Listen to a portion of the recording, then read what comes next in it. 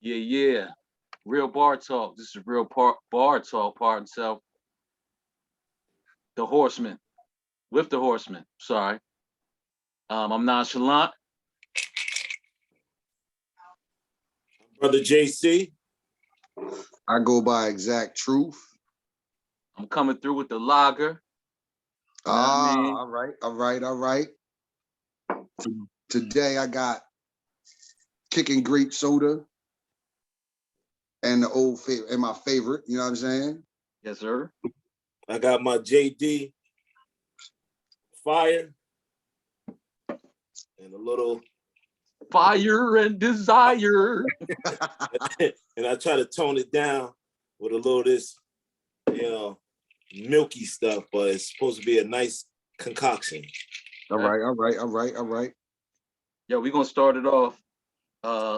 Let's start off MVP to give. MVP. Okay. Let's start off MVP because I think that might take us a little bit. Then we can jump into the 15 best centers.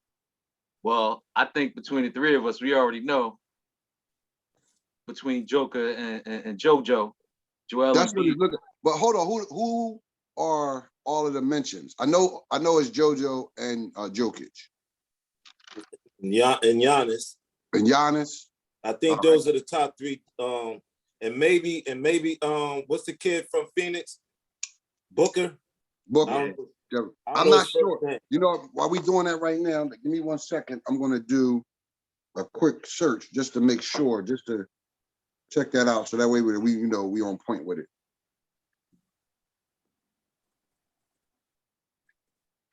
I'm gonna just say it like this. My pick is Joel Embiid.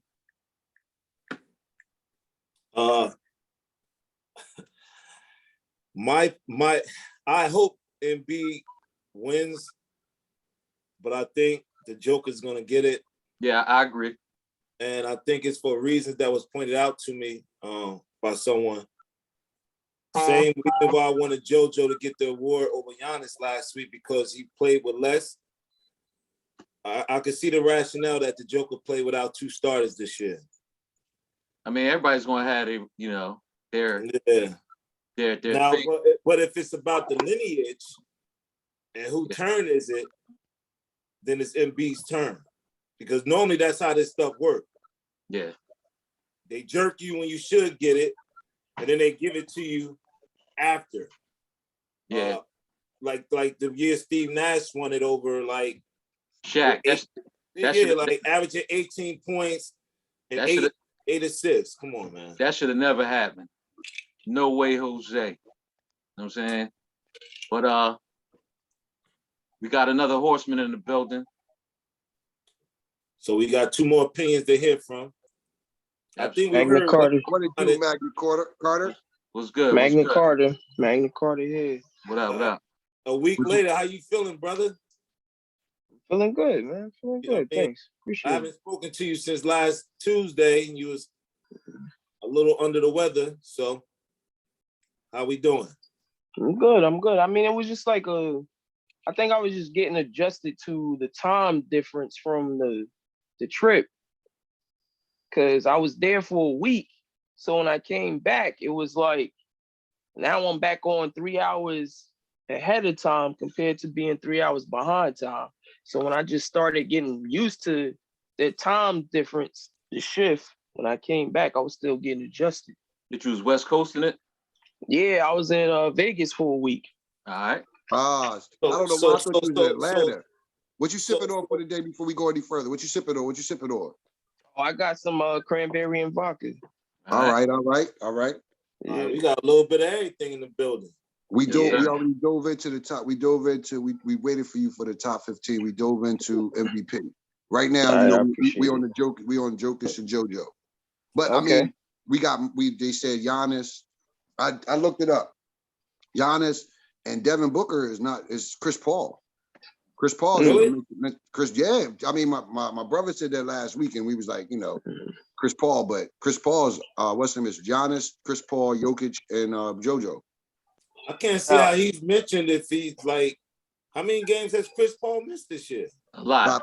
Not a lot this year. But Nah, he's been gone since the All-Star break. Yeah, he missed a lot of games. So he ain't, hold on. But that was it, playing? though. He wasn't playing? Like, he ain't been back since All-Star break, y'all saying? I don't know when he came back, Oh, pardon. but he played. I think he missed like 3 weeks after the All-Star break. Okay, so he's been back since then? Yeah, he been back. So what do you think? This How many last games month. you think he missed in that 3 weeks? I could look it up right now. And the reason I'm saying that is for the same reason that we never wanted to give Embiid the award because he never played a lot. How we now going to say this guy can get it? You know, like I think like it should I be. think he missed enough games. I think he missed enough games to where he shouldn't get it. But No, I also, don't think he's gonna get it. We basically said it's either gonna come down. I don't think Chris Paul is ever gonna get MVP. Like, I don't think he ever is. Like, it's just something about Chris Paul that, like, I don't.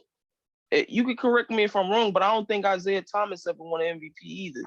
I feel like that's like that type of level. But I think I'm gonna say what it is. I think Chris Paul, because he folds in the playoffs. Now, whether it be him getting hurt or what have you, he don't get it done. I mean, and I know the MVP is for the regular season, but I'm just saying, that's an eye test for me. Like he's been on teams to whereas they were the favorites to at least get to the finals, but whether it be injuries or whatever, it's always something with this guy. You know what I mean? Or it's mostly injury because he play and your availability is what? Your best ability. All right, so yeah, that's true. But it's mostly because he's not available because he plays when he play. But if you're not out there, it is. Yeah, you got to take a knock for that. You got to be able to play. Yeah, you got to. Hey, whatever it is, he wasn't able. Hey, nonchalant, real quick. Now that we're recording, when you record and one person talks, do you just get one person on the screen? All right, this is what we should do. Take your screen and slide your screen over one. If you slide it over one, all 4 of us will be there, and that's what will be on the record. It won't be just when one person is talking. Like you can see all of us. How do you do that? See, can you change the grid view on the top? Maybe they say grid view. Like you can see, the thing is, you can see one when we talking. You can see one person, that the person that's talking, but at the top, you can see the rest of us. Okay. See, I was trying to put it where as though all of us are see when we talking. Because when I did watch the video, I only see one at a time. Yeah, I don't know. It's recording like that, but as it is right now, you can see all of us. But check it out. You could just Shan on the left is gonna say grid view. I just switched to it, and now I see all 4 of us. See if you touch your screen and see if it says grid view. Switch to gallery. Or gallery, yeah. All right, I got you. Gallery. There you go. There we all 4. There you go. So that everybody should be on the screen at the same time. Hey, Magna Carta, man, we had that issue last year. Yeah, I remember. Right. Yes, sir. That's what's up. So check out though, on Chris Paul. Okay, he's missed 17 games. Mm-hmm. I'm surprised. Out of 82? Out of 82. He played in 65 games, and he's averaging 14. I'll give him 15 points a game, 10 assists. That's not gonna get it. Now the funny thing is, the year that Steve Nash got it, he averaged 18 points, 10 assists a game. I'm gonna answer what I feel is a real relevant question to the Horsemen. What is y'all definition of the MVP? That's a very good question, actually. To me, the MVP should be the best player on, if not the best team, but like at least the team that's like top 5 or 6 in the league, and you have to be the best player on that team. Does the best player, is he the most valuable player? Yeah, he has to be the most important player to the team. Like your team can't go without you. Okay. You have to me, that's just to me, you have to be on your team has to finish in the top 10 at least in the league, not just East and West. Right. Well, you have to be the most valuable on that team. And of course, your numbers got to be up there. Yeah, I mean, that if I'm going by that, I would say Embiid. I would say Embiid is the MVP because his team is not going nowhere without him. He's the most valuable, and he having the best year out of anybody on any team that's on the top 10. My thing is, and I agree with everything that you said. I just add on is that part of mine is, do you make the people around you better? Like when you're not only being that star player, but it'd be like you, like I said, you can have other people that you can lean on, or you make somebody else. Like when I say Giannis was definitely an MVP, because to me, him and Middleton, they seem like they're getting better each year. Like Middleton gets slept on, but his game is elevating every year, bro. It is. So that's what I was saying. Like, do you include that on elevating people's game, making people's game around you better? Like the other people, does your presence on the court bring other people's numbers up too? I mean, I mean, I don't know the number part, but I think if you're on the court and your team is better, then you know what I'm saying? Then that's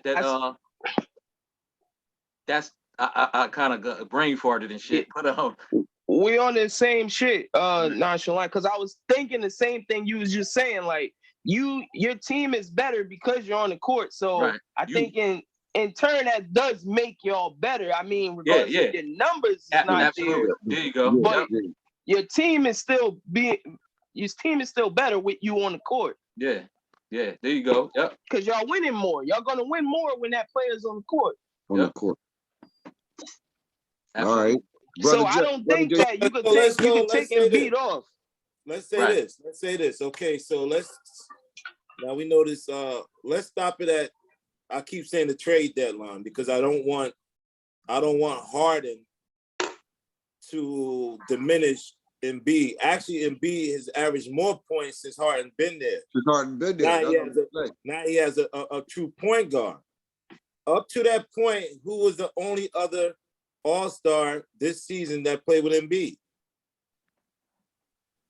Up to that point, nobody. That played with Embiid, nobody. Middleton has always been an All-Star though. Recently, like the least of last. No. Recently, the past couple years, but he didn't get no chance. He didn't get no nods. I think like 2 years ago, don't quote me, or 2 or 3 years ago was the first time he ever got an All-Star bid.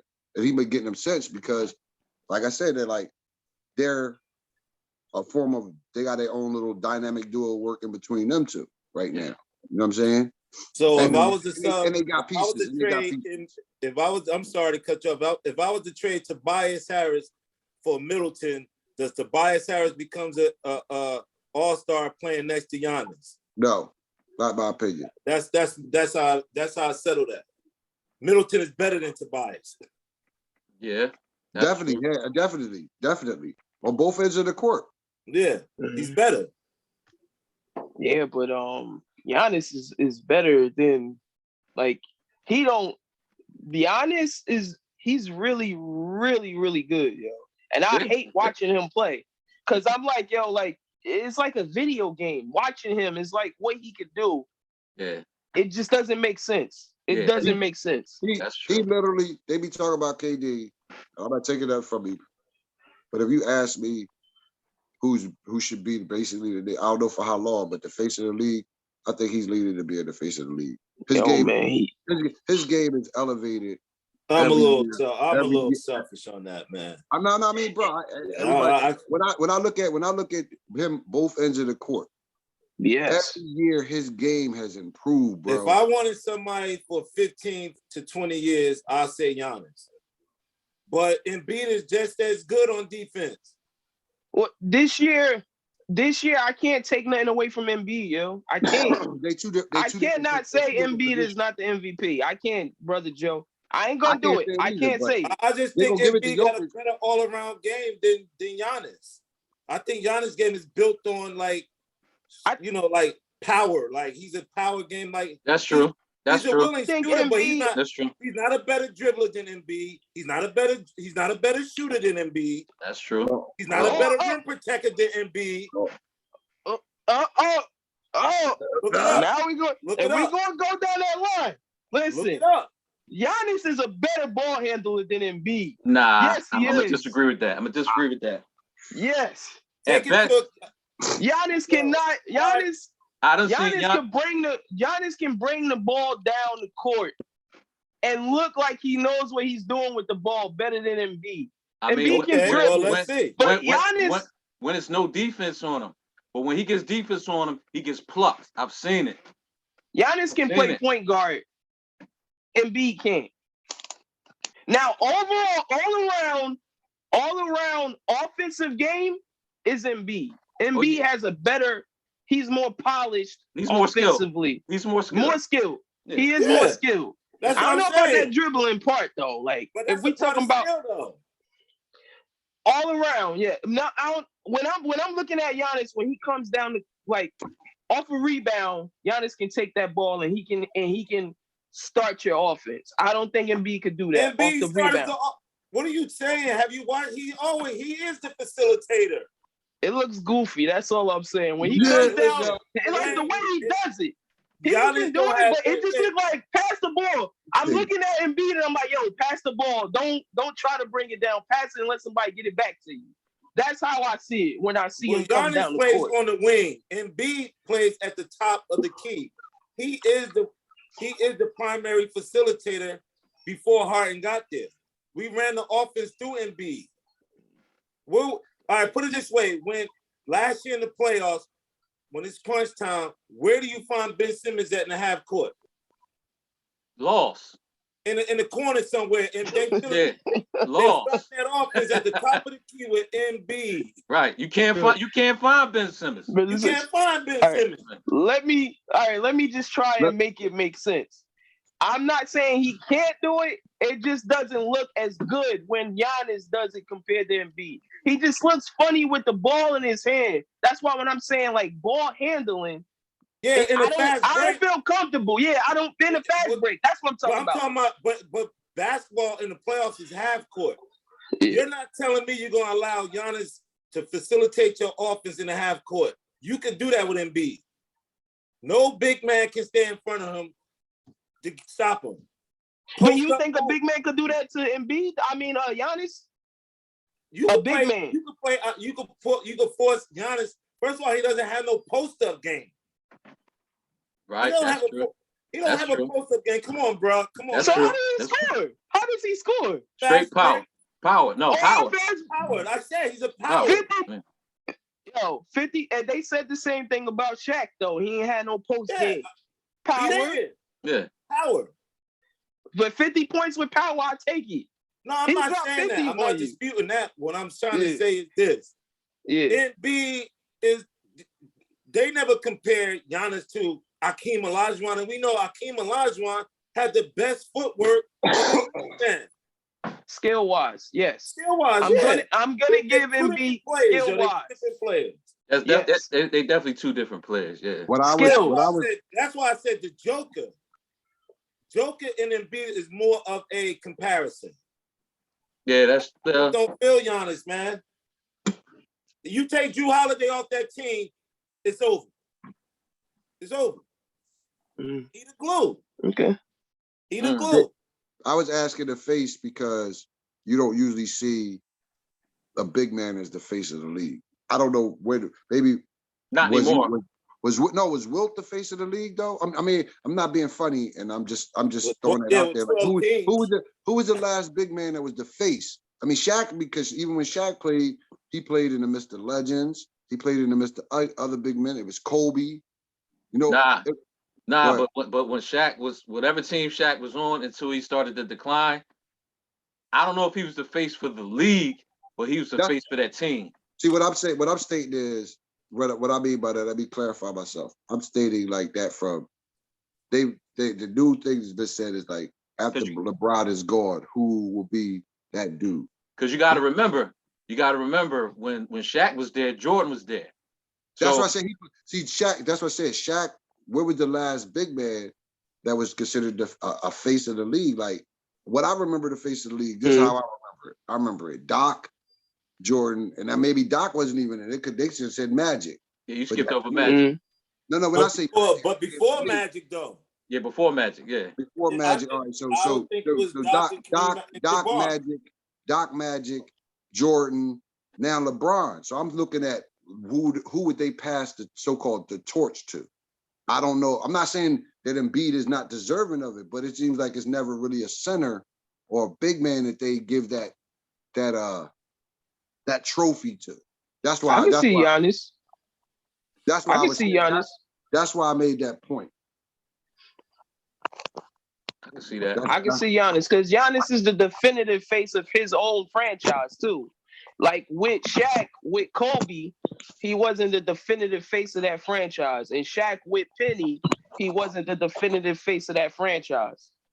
Okay. But even with Giannis, with Middleton, and with Drew Holiday, it's still Giannis is the face of that team. Okay. And he already won 2 MVPs, didn't he? Nah, you know what? I'm gonna have to disagree with you, Magna Carta, as far as Shaq being the definitive on Orlando when Penny was there. Wasn't nobody. Penny was the secondary option, and everybody knew it. You know what I mean?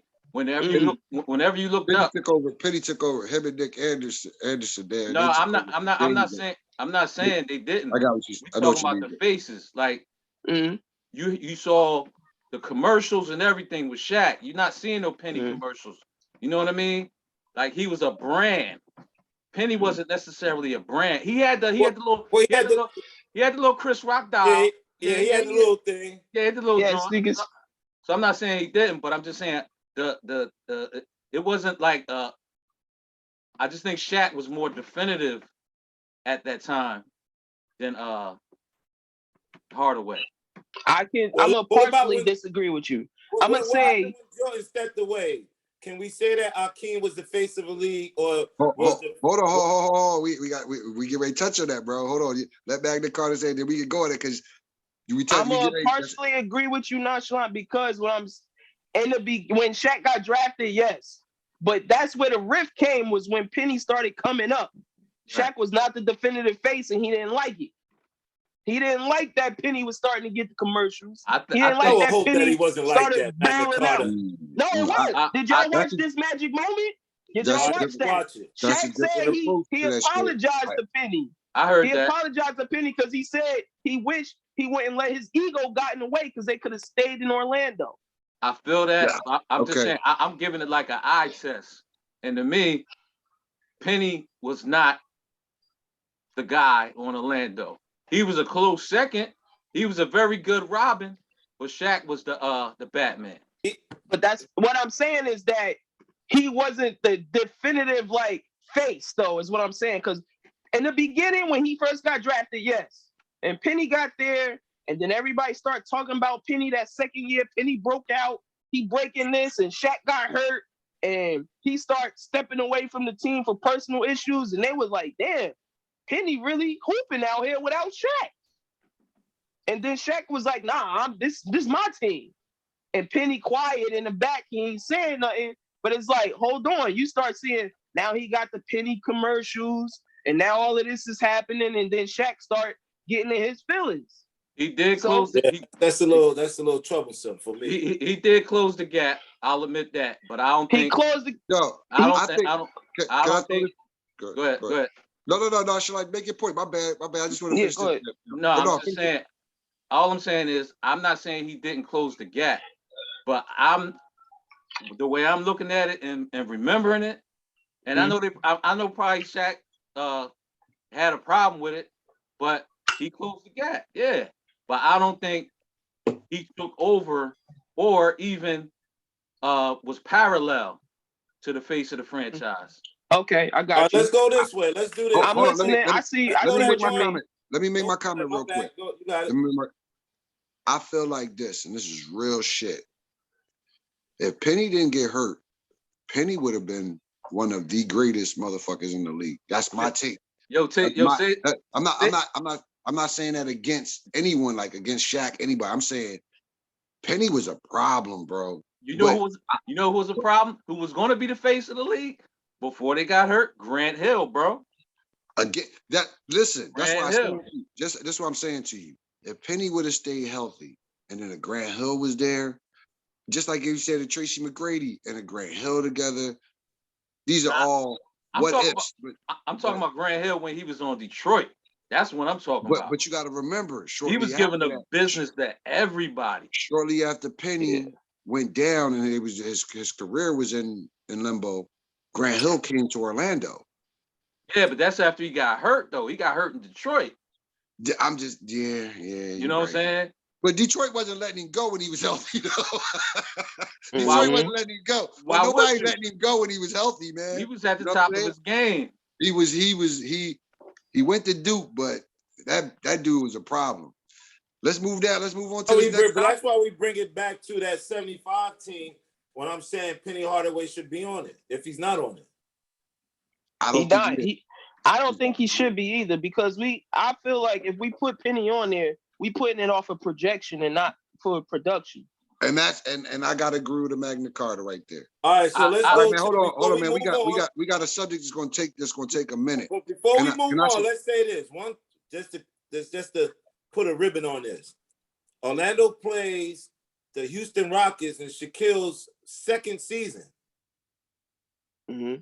So arguably he's going up against now. Shaquille left LSU after his second. He only played 2 years there, and he's going up against arguably the best center. I mean, some people will say Hakeem is the best center. Who was on that Orlando team? Nick Anderson, Dennis Scott. Right. I remember. Horace Grant. Yeah, Horace Grant. Byron Scott was on that team. His name Byron Scott. Is that his name? Yep, Byron Scott. You right.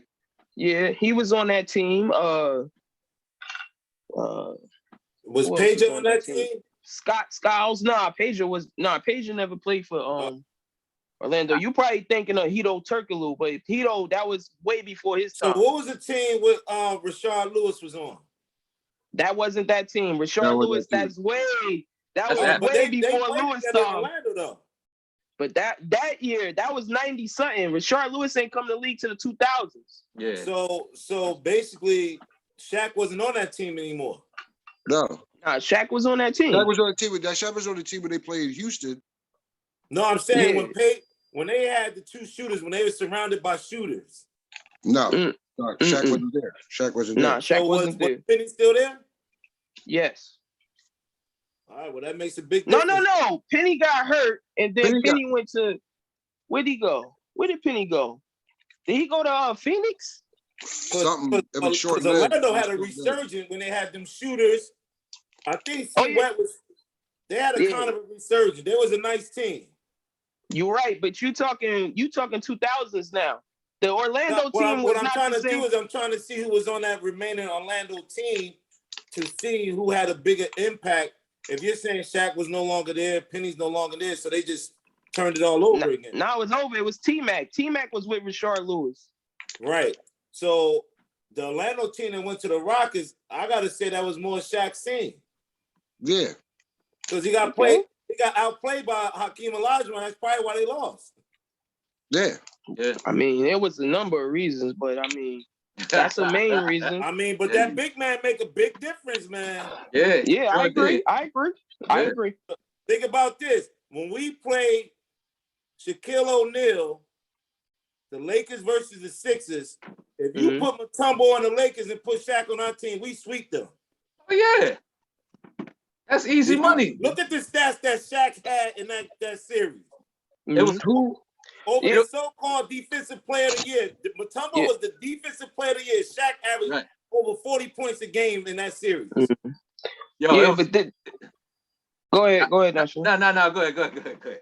No, so because what I was trying to say is like this, like, yes, Shaq was dominating that year in LA. Shaq was also dominating that year in Orlando.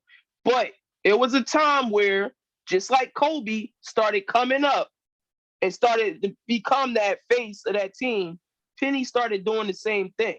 Close the gap. Yeah. That's what I was saying. That's all I was saying. Yeah. That's it. I agree with that.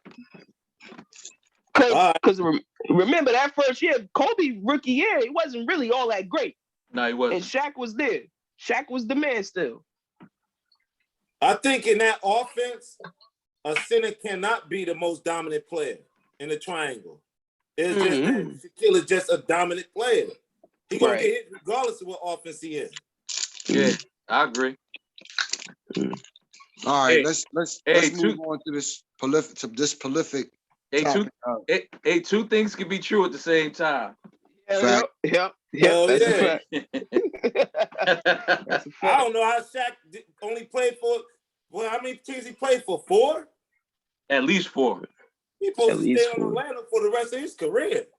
Yeah, but he made that choice. Yeah, he wanted to leave.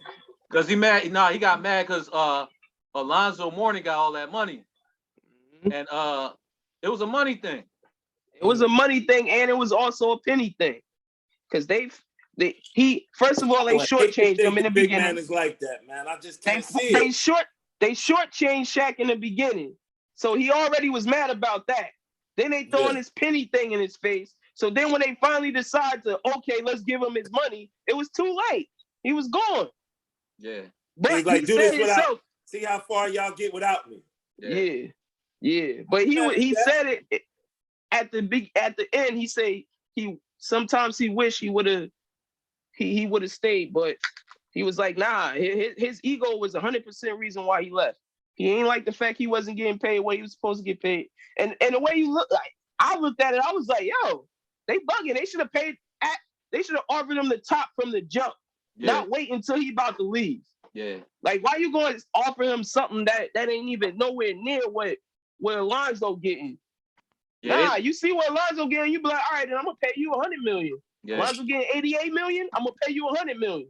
They lowballed the shit out of him. They lowballed him in the beginning, and then when he was about to leave, they said, let's get him the money. He was going already. Yeah, he was already out the door. Peace and love. All right, we ready to move on now.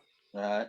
Red Speaks, you ready to move on? Let's get to it. We had to beat that dead. We had to beat that dead horse because we the horsemen. No doubt. This my suggestion. Talk to me. Everybody take a turn giving they first 5. Okay. Everybody go. And then we compare our first 5 together and see if who was on the list, who wasn't on it in the next list. Then we do the next 5.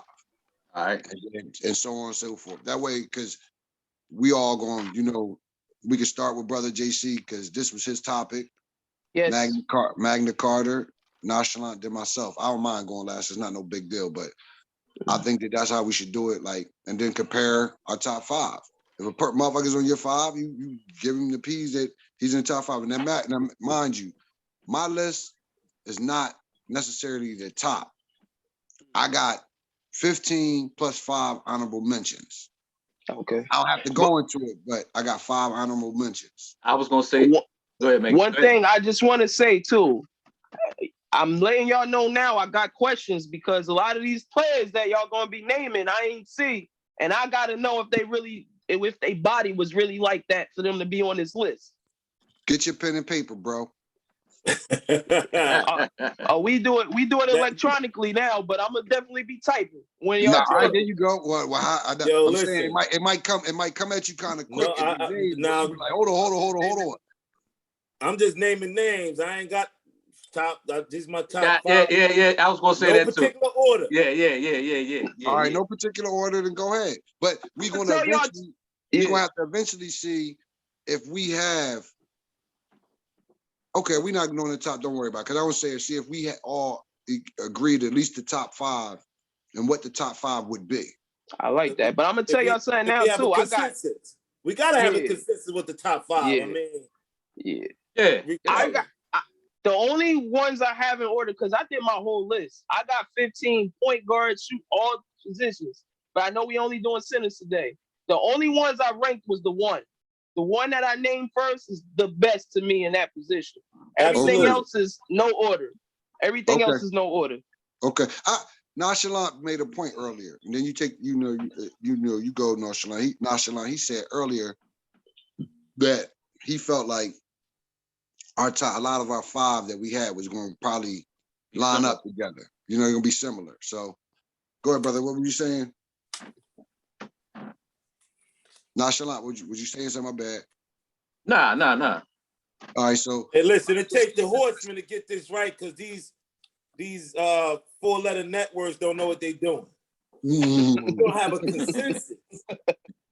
All right, so my top 5, and I like what you said, Magna Carta. The first one should be who you think is the best. I'm going with Abdul-Jabbar. I'm not mad. Okay.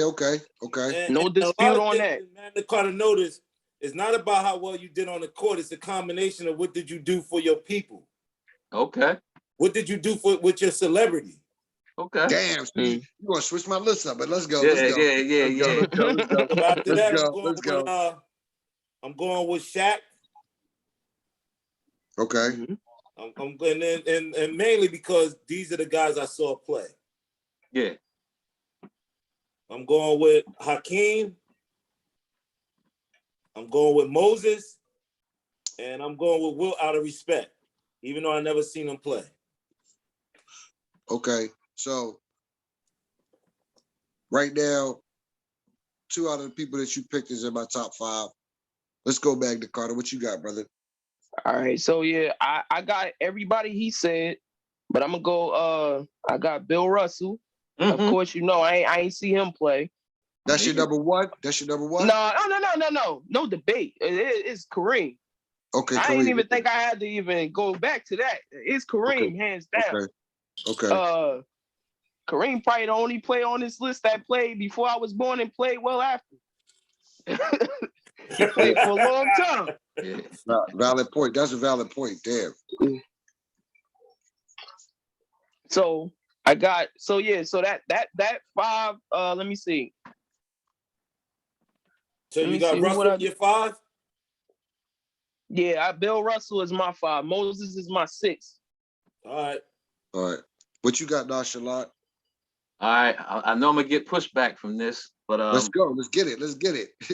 My first is Will Chamberlain. Wow. Right. I never seen him play before, none of that. But this man averaged 50 points a game. And I'm sure we could say, well, who did he play against? We could do that. You know what I'm saying? He played a lot against Bill Russell. You know what I mean? And he played against Kareem too. And played against Kareem. He averaged, there's other stats too that's still well renowned, but he scored 100 points in a game. You know what I mean? You can't get past that. Like, I don't care who you played against. You know how hard it is to score 100 points in a game? You know what I mean? So he's in that iconic photo. Yeah, so that's number 1. Number 2 is Kareem Abdul-Jabbar. We all know for the obvious reasons. My number 3 is Bill Russell. Okay. I can't stand Boston, but I like for the same reason you said, brother JC, his on and off the court stuff. He was doing it early. You know what I mean? He was doing it early. My number 4 is Hakeem the Dream. That's my number 4. My number 5. I might have to change this one. I might have to flip it around because my number 5 is Moses Malone. I might have to flip that around to Shaq. You know what I'm saying? I might, but I'm still not there yet. But that's how, like I said, that's some Philly bias right there. I know that. I knew you was gonna say it is. I knew you was gonna say that, Magna Carta. Who out of your 5, Philly? Shaq is teaching brothers how to get that bread, man. Like, I'm just saying, like, it was kind of like for me. He ain't just a basketball player, yo. That dude, an icon, man. Yeah, that's why when you said the Kareem thing, I had to bring in Bill Russell because he part of that. Jim Brown, all that. You know what I'm saying? Jokers. Yeah, man. They stood up, man. They fought for something. Yeah, other than playing basketball. So and he was dominant on the court.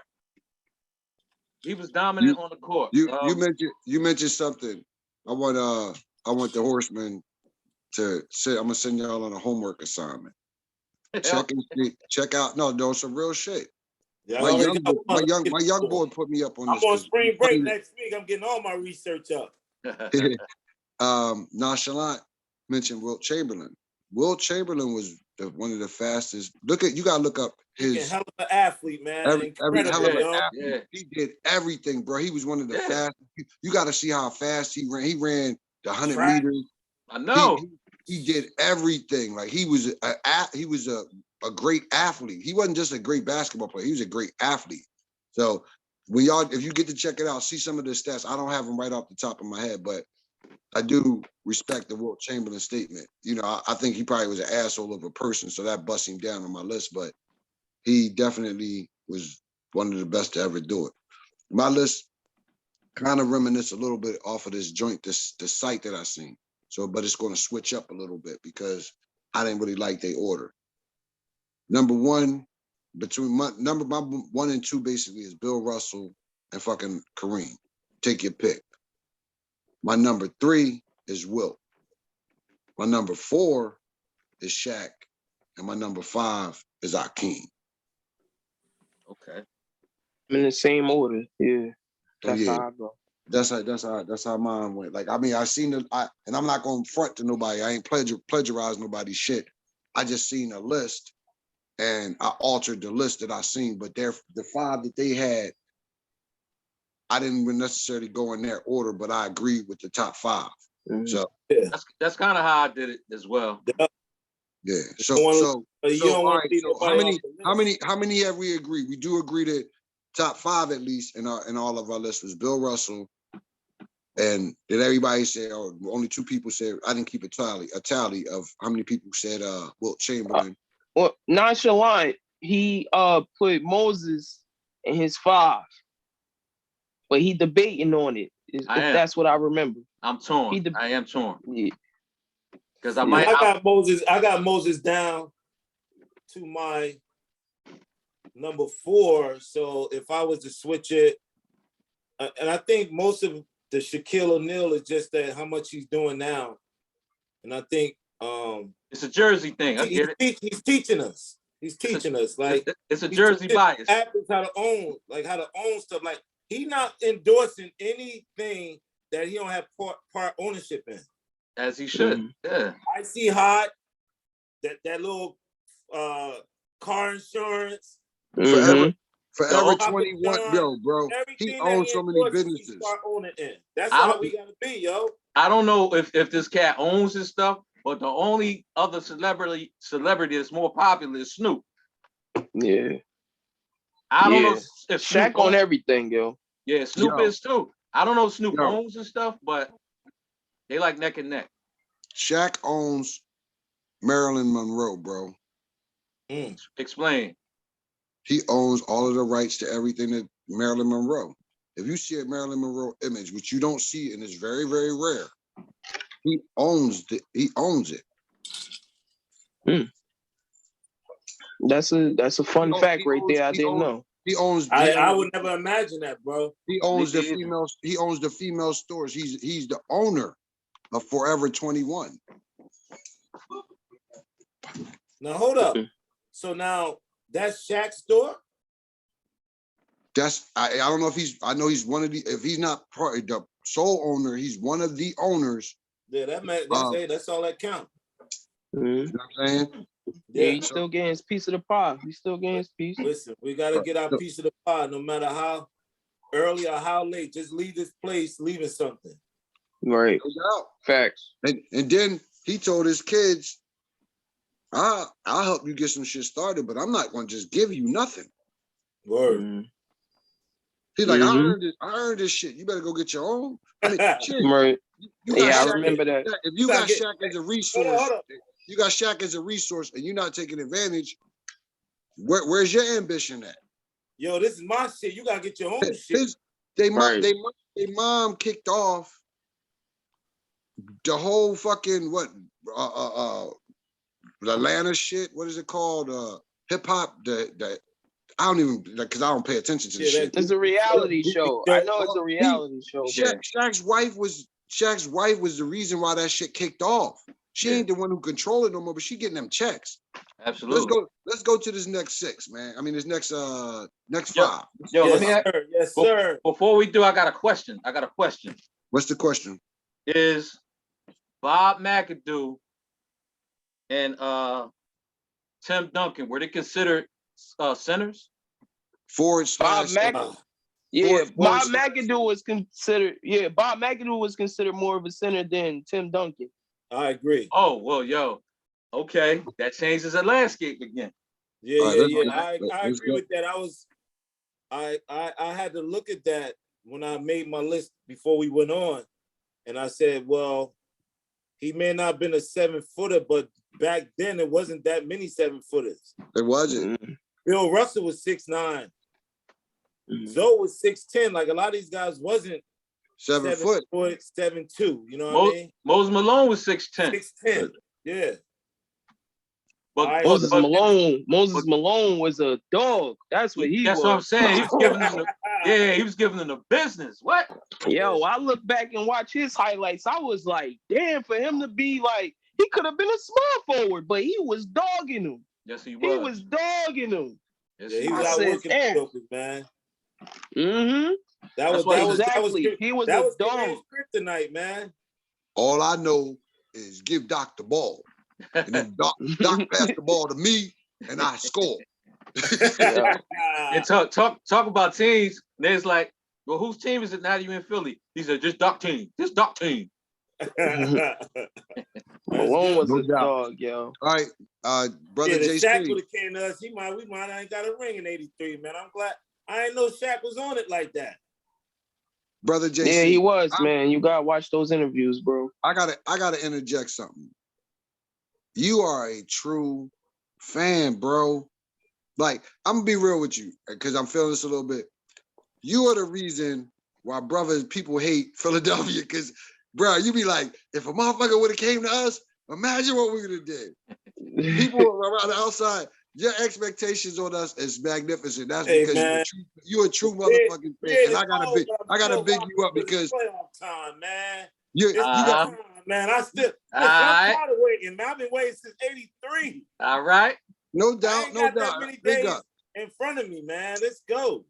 Bro, I give you your props. That's why I was just saying to you. I'm sitting over here listening. I was like, yo, I'm trying not to be biased. When we broadcast this, a lot of people will be like, yo, man, them Philly fans. And it's funny because you're a Jersey dude that love Philly. Like, yo, you would think that you was raised in South Philly right now. The way you man, I tell a story. That's where I was raised at, yo. I always used to say, Brother Joe from Philly, man. That's right, bro. He a Jersey. He from Philly, man. He a North Jersey dude that like you would think he was from South Philly, bro. I don't know about these Sixers, yo. Channel 17, that was my station growing up, man. But check it out. Wow. I got this now. Going forward, the next 5. I got no orders, so we'll figure that out. I got Pat Ewing, Bill Russell, Alonzo Mourning, Robert Parrish, and David Robinson. Mm-hmm. I knew these Jones were gonna be familiar. I mean, similar. I thought I made a Red Species fall out of seat when I said Robert Parrish, yo. No. Good point though, bro. No, that was that. That's what I got, man. All right. Magna Carta, what you got? I got Moses, David Robinson, Pat Ewing. Okay. I got Mourning, and I got Parrish too. Yeah. Not in no order, but yeah, I got him up there too. Okay. Let's go. All right. Number 6, I got Shaquille O'Neal. My number 7 is David Robinson. Okay, similar. My number 8 is Willis Reed. Ooh, okay. You okay, go ahead. Let's go. Let's talk. My number 9 is Patrick Ewing. And this is kind of out of nowhere, but y'all can laugh late. Y'all can laugh. You can choose to laugh when y'all want. If you say Dow Dawkins, I'm laughing now. Nah. This might be just as funny. No more Philly people can be in the center position. No more. No more category. No Sixer. Y'all ain't have 15 great centers. All right, now stop it with the Sixer centers. You gonna cut it Turn out, around. Magna Carta. You gonna cut it out. You gonna cut it out. And I'm proud.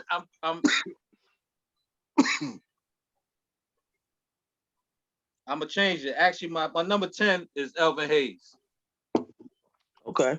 So that's a good one, man. So All he's right. listed as a center. Yeah, see, I got Elvin Hayes as a power forward. Oh, for real? I think what I was looking I got him as a PF. Okay. All right. But you all know, right. a lot of these dudes you can swap. You know, you can swap them. There you go. I got something. I got something for y'all though. All right. Okay. My number 6 is Moses Malone, David Robinson. So I follow along the list. Mm-hmm. I also got Bob McAdoo, Robert Parrish, and then I put Patrick Ewing as my number 10. Mm-hmm. See, yo, that I like that. I like that. I like that. Because I should have put Zoe in my top 10, but like I said, I didn't do it. I wanted to put Zoe in my top 10 too, but I just me personally, for watching David Robinson and watching basically, I got to watch Bob McAdoo hustle and do what he did. He wasn't a big dude either. And No, he was. Zone's on my list. He's on my list. He just didn't. I couldn't crunch him into my top 10. My personal top 10. The thing is, I didn't know that Bob McAdoo was considered a center. I thought he was like a power forward, whatever. But he was the first stretch 4, or whatever you call it. He was the first one. He could shoot. That's why. Big man giving them buckets. You know what I'm saying? He was the first one doing that, but I didn't know he was a center until after I made the list. That's why if we reconfigure, he's going to be probably in my top 10 just because what he did. But I didn't know he was a center. Okay. All right, your last 5. I'm glad you interjected the Elvin Hayes, because now I can get these young boys off my list then. Mm-hmm. Yeah. I try my best to not put no young dudes on my list. I ain't gonna hold y'all. I try my best to keep them young dudes off my list, yo. Because I feel like they don't deserve top 15 yet. Not yet. So I tried my best, but it's some dudes I ain't really know, and this is my last 5. It's some dudes I ain't really know. I had to research them to see like how many All-Star games they had. I probably pulled up a clip or something, just to see how their game was real time a little bit, because I ain't really see a lot of these dudes play. Like Wes Unseld, he's on my list, but I never seen him play. But I looked up his numbers. I looked up like he was undersized. He was undersized too. Hold on. Because I think that this is going to be the surprise part, because it's the last 15. We can do an honorable mention, but let's do this last 5. I think this where it gets very interesting. Let's go. Very interesting. I done changed it up. All right, let's go, Brother Joe. Brother JC, let's go.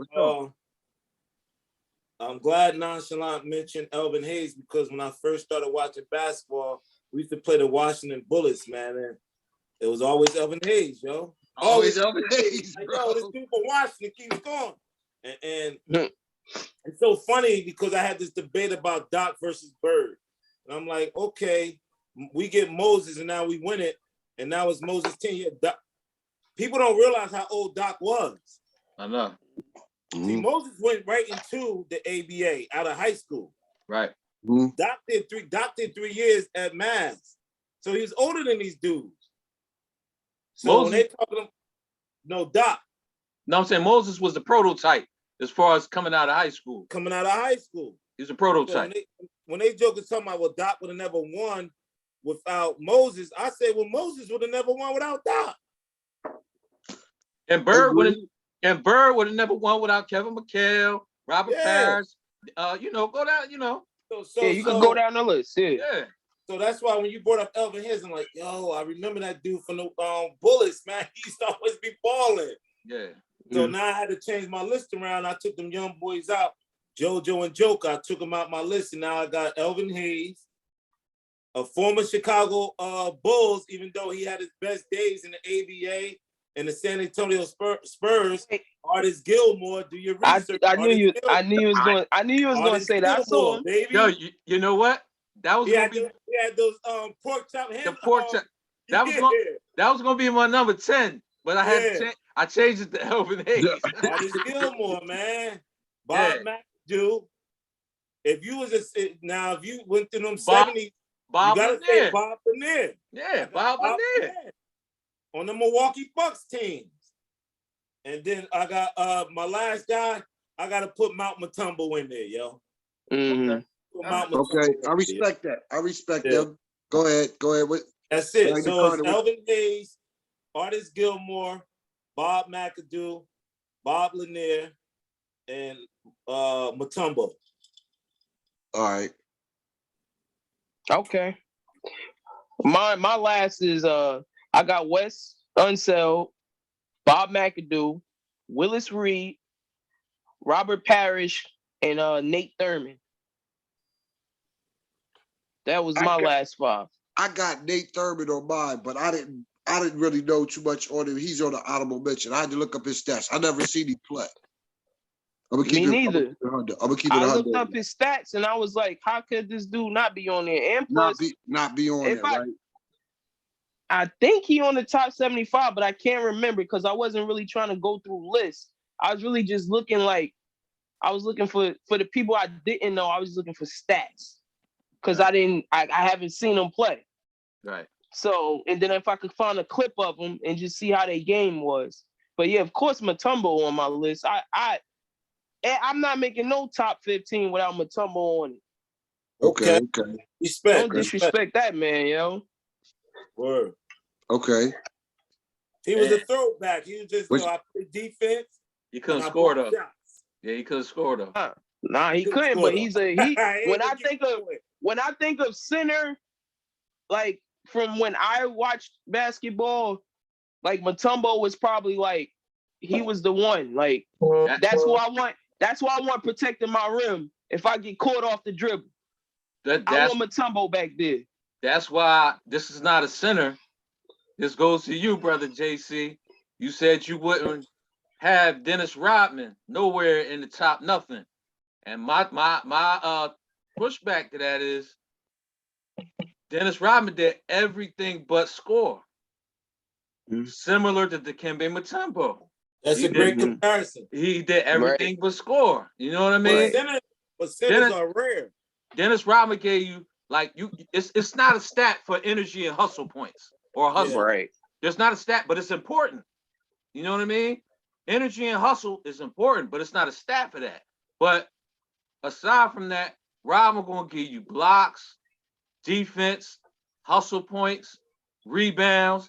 He ain't gonna score, but he can score if you get him in a position to where it's in the flow of it. He can get you a dunk or a layup. But you know. But this is my rationale for making that comment.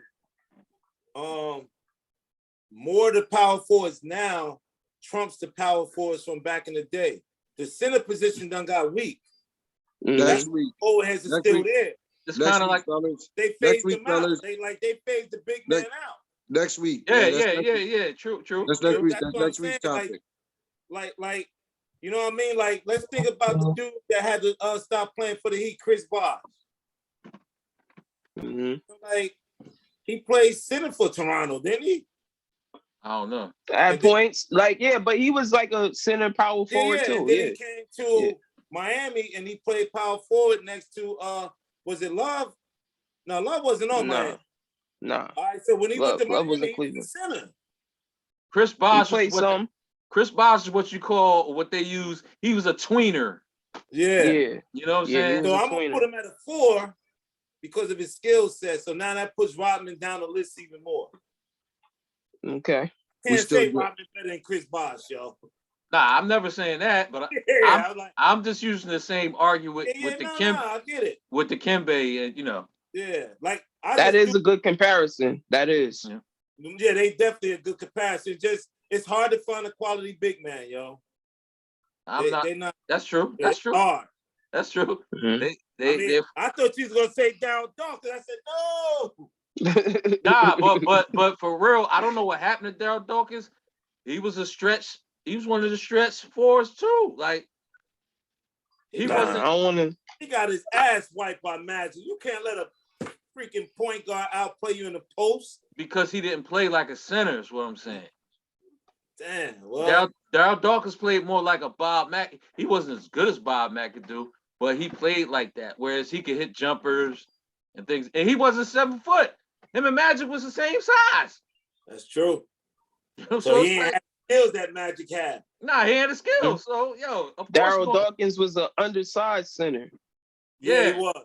Yeah, he was. He was so for him to be undersized, he would have had to. Looking like, fellas, we got a lot more. All right, let me give my next five. A lot more. Oh, you still got your list? Yeah, I ain't get my next. Yeah, we still got to. We gotta go nonchalant, and we gotta go to exact. Oh shit, my fault. My number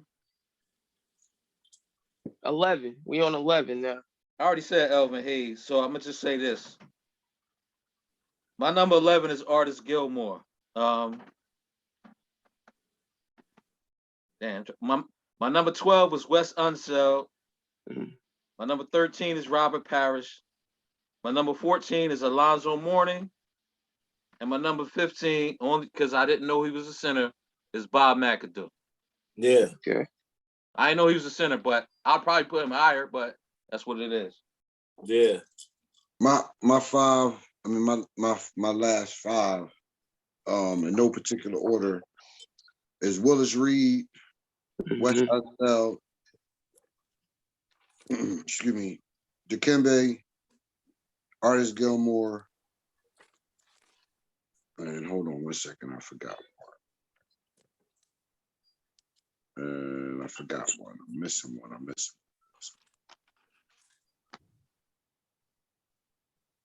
I'm missing one. Damn. But I gotta check my other list.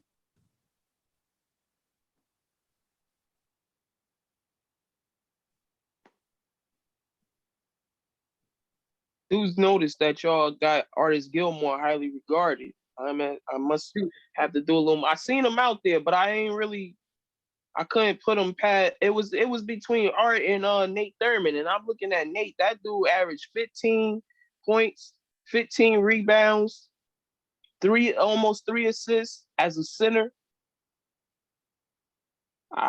7 All-Star appearances. I was like, I don't know if I could put Artis Gilmore in front of him. And he on the top 75 too. I didn't know that. Nate Thurman. Yeah, he was a prop. And Bob Lanier, I'm sorry. Bob Lanier was my favorite. I did go to my other list. Bob Lanier. Now I got a crazy honorable mention though. But go ahead now. Y'all anybody got any more? That's pretty much it. No, what I want to ask Brother JC, why didn't he have Willis Reed on his list? Did you have Willis Reed on your list? Oh, I can't hear him. You muted. You might be muted. Still muted. We can't hear you, bro. We can't hear you for some reason. Maybe your headset. I don't know, but we can't hear you. I gotta upgrade the headset, yo. All right, yep. I hear you now. Yo, I didn't have Willis Reed because I consider him a power forward. Oh, okay. Okay. Yeah, see, that's a lot. It was a couple of them. Like I said, I didn't know, depending on who you're talking to, or I didn't know Bob McAdoo was a center. Me neither. I did that. I saw that. And so my point was, I can't say I didn't see Willis Reed. I didn't see Nate Thurman. Like, I'm gonna give Bill Russell and Wilt their props. Right. But everybody else I saw play. I saw Bob Lanier. Right.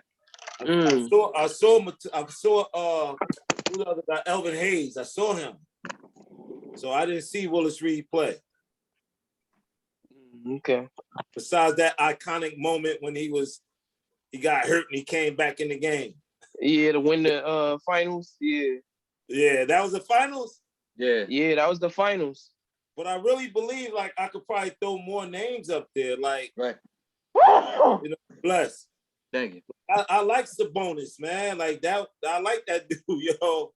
Nah, Because he was quiet and you always count on him making that jump shot. that is true. Yeah, but like I also like, hey yo, Shannon, I also like Steve Mix though. Wah wah, nah. You remember Steve Mix? Yeah, I do. That joker never miss, yo. That's true. Him and Bobby Jones. Yeah, like they ain't gonna make nobody's top 10. But if you're a Sixer fan and you watch this stuff, you're like, yeah, number 50 never mix. Yeah, that's true. That's true. Him and Bobby Jones, they get hit that. They'll hit that open jumper every time. Yo, my only honorable mention, man. I'm gonna just say, for Team Light Skin, I'm gonna give you Bill Walton because y'all beat us in '77. I said it. I ain't never put in Bill Walton. No. I wasn't. Bill Walton can't make top 75. He definitely can't make top 15 centers. Oh no. I ain't gonna give him honorable mention. Me neither. I give him in top 20. I will give him that.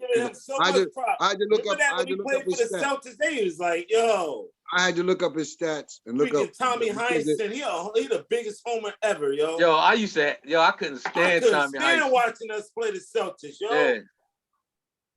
Tommy Heinsohn was the worst. I can't. Bill Walton. I don't even know how he a thing. I'm sorry. How is he a thing? I'm with that. I'm with that. Like I said, man. I'm trying to think of centers that never even made the league. He not even. Just had a great college career. He wasn't hot for that long to be 75 in anything, yo. Yo, I cannot mention Bill Walton honorably. Me neither. Good one. Pun intended. Pun intended. He gets a dishonorable discharge. A dishonorable discharge from the 75 list for Bill Walton. Yeah. True. Nah, bro. That's a fact of Mundo. All right, nah. So next week, what we gonna do? Top 15 point guards? I got my whole list. We can do whatever. I say go in positional order, man. Go for power forward next week. All right, power forward. Bet. Yeah, but I want to just say a little bit though. Like we were saying, the tweeners, right? Just one person on my list. I'm just saying one person on my list that I feel like was kind of a tweener. I got Paul Gasol on my list. Yeah. But he could have been considered a center. He could have. But remember when he played with Kobe and them, they had the young boy, what's his name? Bynum? The dude Bynum. They had Bynum playing center and they had Gasol at power forward. Yep. So, but when he was in Memphis, he played center. So, but I got Gasol as a power forward for me. Yeah, I would say that too. Because he definitely won his rings as a PF. So I'm gonna keep him at power forward. Yeah, I would say so too. Okay. Because they even had, like you said, he kind of young, whatever, but injuries kind of derailed him. But here's the but thing. Mm-hmm. If DeMarcus Cousins doesn't get hurt, he's a problem. Oh yeah. Oh yeah. DeMarcus Cousins still on my list. Boogie, what's his name? Aldridge, LaMarcus Aldridge. Yeah. If he wouldn't have took so many years off, he would have been a problem. Yo, it's a lot of ifs. It's a lot of ifs. Yo, DeMarcus Cousins, if he don't get hurt, he's top notch. He's top notch. Yeah. No disagreements on that. I put DeMarcus Cousins over Bill Walton right now. Yeah. Of course. Absolutely. Give him an honorable mention and give Bill Walton a dishonorable discharge. Yeah. And the Carter. I'm agreeing all across the board on that. Hey, yo, what you ain't like his commentary in some of them Chicago Bulls championships, yo? Well, nah, man. I'm just like, yo, who is he? Like, at least like, all right, so this is what I'm saying. I know Bill Walton through the years, but yeah, I know him mostly because of his commentary. But when I see him come out there in that top 75, and I was like, who is he? Like, at least the other dudes, like I was saying, that last dude I gave y'all, Nate Thurman, I'm looking up his joints, and I'm like, Nate Thurman was a beast. I'm looking at Bill Walton's. I'm like, wait a minute, how he make this list? Joker had more assists than points. Yeah, I'm looking like, what? They was like, he had more assists than block shots. Yeah, so my homie is pushing back on me like, nah, because he revolutionized passing the ball as a big man. I was like, No, nah, he did. he can't. No, he didn't. He can't be on this list because he was a team player. Like, that's not how this works. That's not how You're it supposed works. to pass the ball. Right. You're supposed to pass the ball. Hey, yo, he got all his votes from the hippie nation, yo. Yeah. Hey, Yo. Yes, he did. Jackie Moon. He Jackie Moon. Yes, he did. Jackie Moon from semi-pro. Once again, this is the Four Horsemen. Yes, it Real is. bar talk. Nah, man. Anything's I'm likely sorry, to go yo. down when you tune in. Absolutely. I can't, no, he can't be on there, yo. Nah. I got a few, before I get to Bill Walton, I could go like, oh man, they going, all the old heads gonna play, oh man, this kid, he don't know nothing. I'm like, listen, man, all I'm looking at, I'm like, yo, how is Bill Walton on this list before, yo, you telling me Bill Walton is better than Alonzo Mourning? I can't say that. Absolutely sorry. not. At all. Absolutely not. I can't say that. No. He ain't better than Zoe, and Zoe not on the list. So if I had to take somebody off and put somebody on, give me Zoe. Hey, man, Carter, I'll name a power forward that's better than Bill Walton at center. Chris Webber. Chris Webber, my dog. I don't care Tim Duncan. Tim Duncan.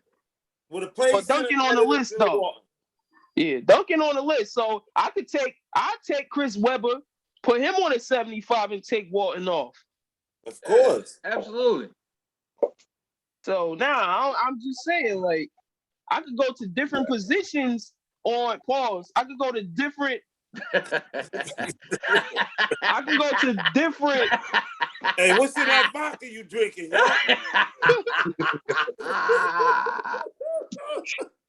You gotta love it. Let that man breathe. Hey, yo. I paused myself though, so at least I caught it first. Yes, he did. I caught it first. But I can go to point guard, shooting guard, power forward, and center, and still get one person on each of those lists that's not on there that I would put on and take Bill Walton off. That's the thing. Wow, yeah, that's a powerful I'm done with Bill Walton. I ain't going to talk no more about that, man. That's a good point, yo. We can name a whole starting five to take Bill Walton off the list. Exactly. Exactly. I like that. I like that. Yo, and he was even a worse commentator. Yeah. You know what I'm saying? Let me get it's nothing about that UCLA education. Let me get yo, when you get hey, hold on, what was the dude who's the head coach at UCLA? Right now, No. Right now, I coached them. Lou John Wooden. Once he endorsed you, you good. Oh, okay. That's what it was? That's what it was. I mean, him and Kareem might have won like seven NCAA titles, yo. 7, but he only was there for 4 years. Yo, Kareem did 4. Yo, Kareem won 2 at Howard Memorial. He ran 4. He won 4 at UCLA. Right? Good shit, Magna Carta. Go ahead. What'd you say, brother JC? I'm just saying, like, that UCLA pipeline is like. Yeah. At the time, yeah. Yeah, at the time, it was like everything Wooden touch was gold.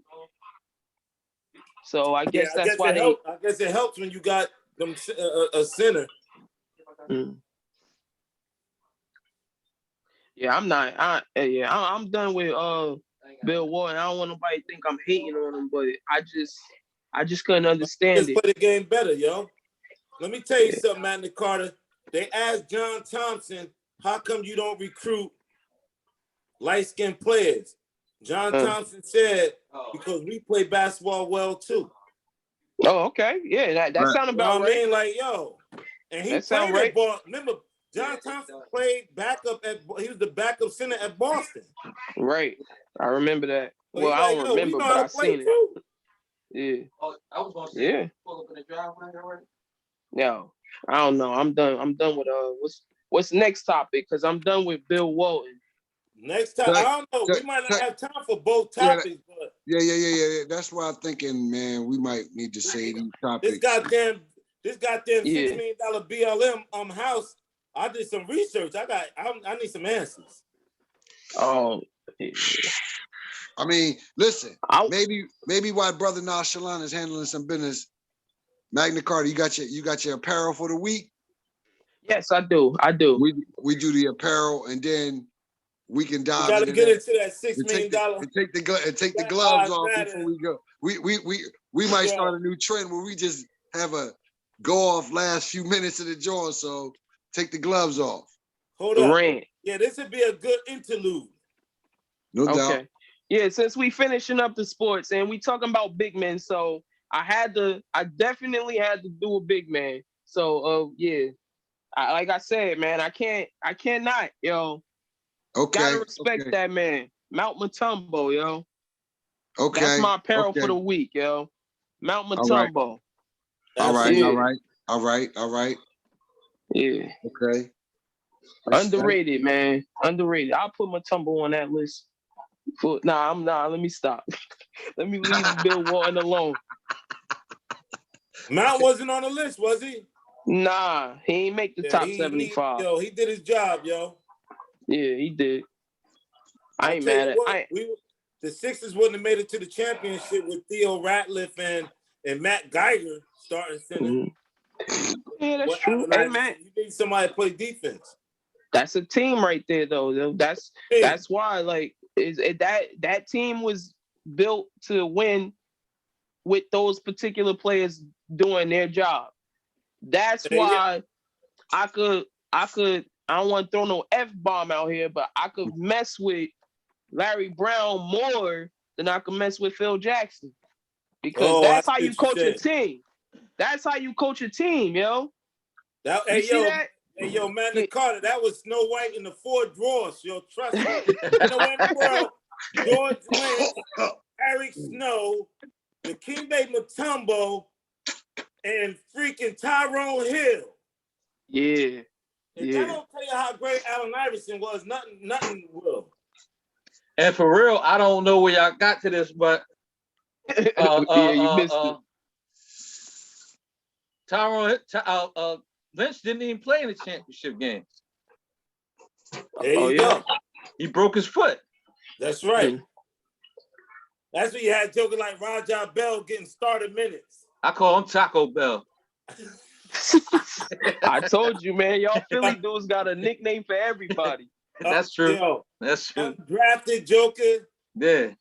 So Aaron McKee started then. Because he he did. 6-man. North Philly Temple. What up? Yeah. Yeah, man. That was a team, though. But that's what I'm saying. I really like Larry Brown made sure everybody knew their role and everybody played their position well. Yeah. Like, that's how you coach a team right there. Yeah. Phil Jackson, he was great, but like it's some other coaches that I look at and I'll be like, damn, how did he get them to their max potential, yo? Like, he did that? Like, not like, I mean, Larry Brown could have coached Jordan and Pippen, you know? But he finally did it. But could Phil Jackson coach Iverson and them, you know? I don't know. That's what I'm saying. Like, that's a hell of a job he did with that Sixers team, yo. That's a hell of a question. But he finally said, yo, from the days when he was the Clippers, Indiana Pacers, and all that, he said, look, I'm going to go to Detroit and I'm going to get me a W. Because, you know what I mean? I'm tired of playing with these starting fives where it's one star and the rest is role players that come off the bench. Yeah. And so Yeah. in Detroit, he had a lot of stars. You feel what I'm saying? And Not even necessarily. I don't know. I ain't gonna say stars, but he had a better offensive team. Yes. Yeah, all stars. I'm gonna say that. Mm. He had Chauncey Mm. Billups. Chauncey Billups was a problem Yes, he was. at that time. At that time, not offensively, Ben Wallace was a problem. Mm-hmm.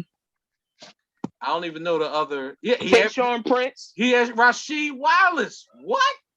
Rasheed Wallace, Tayshaun Prince, Ben Wallace, another Philly dude. Rip Hamilton. That's a problem. He said another Philly dude. Yeah. Yeah. Yeah.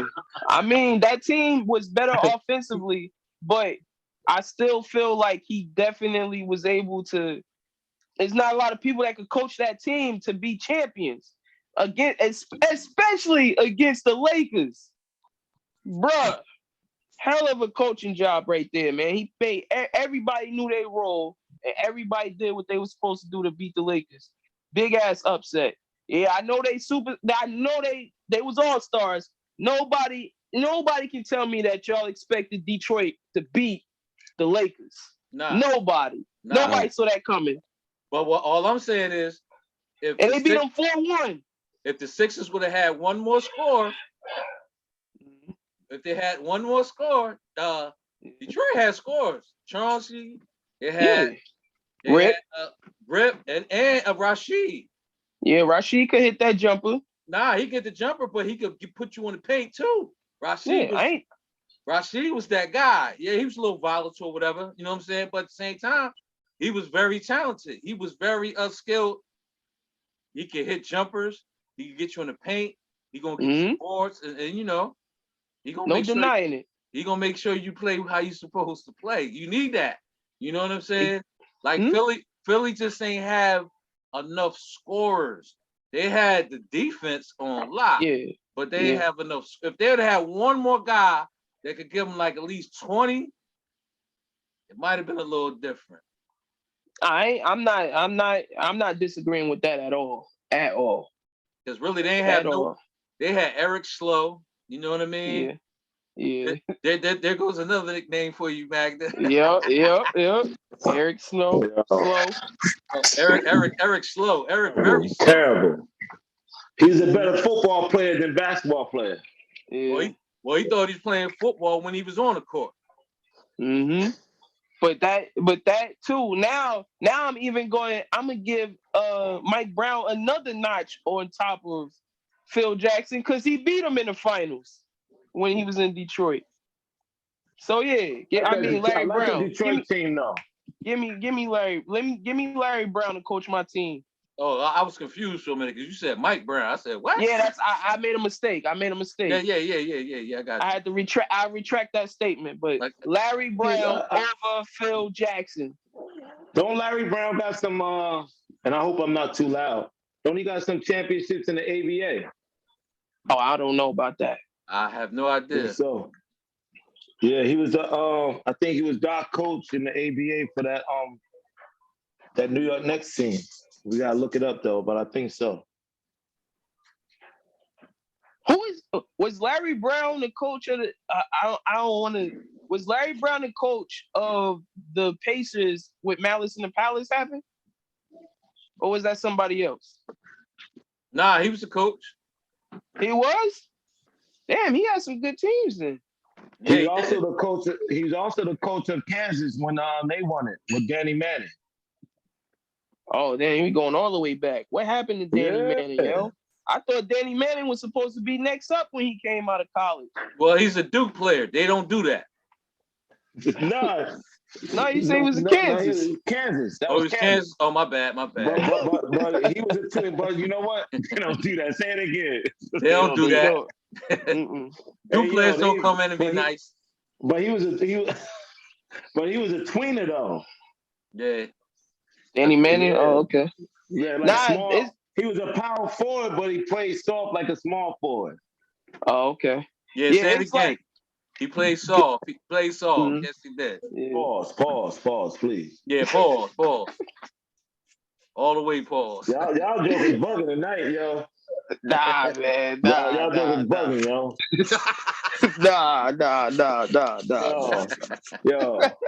Yo, hold up.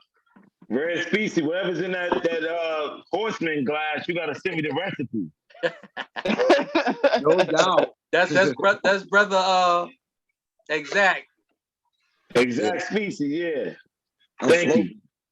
I'm floating right now. Yeah. He was Larry Brown was in the ABA.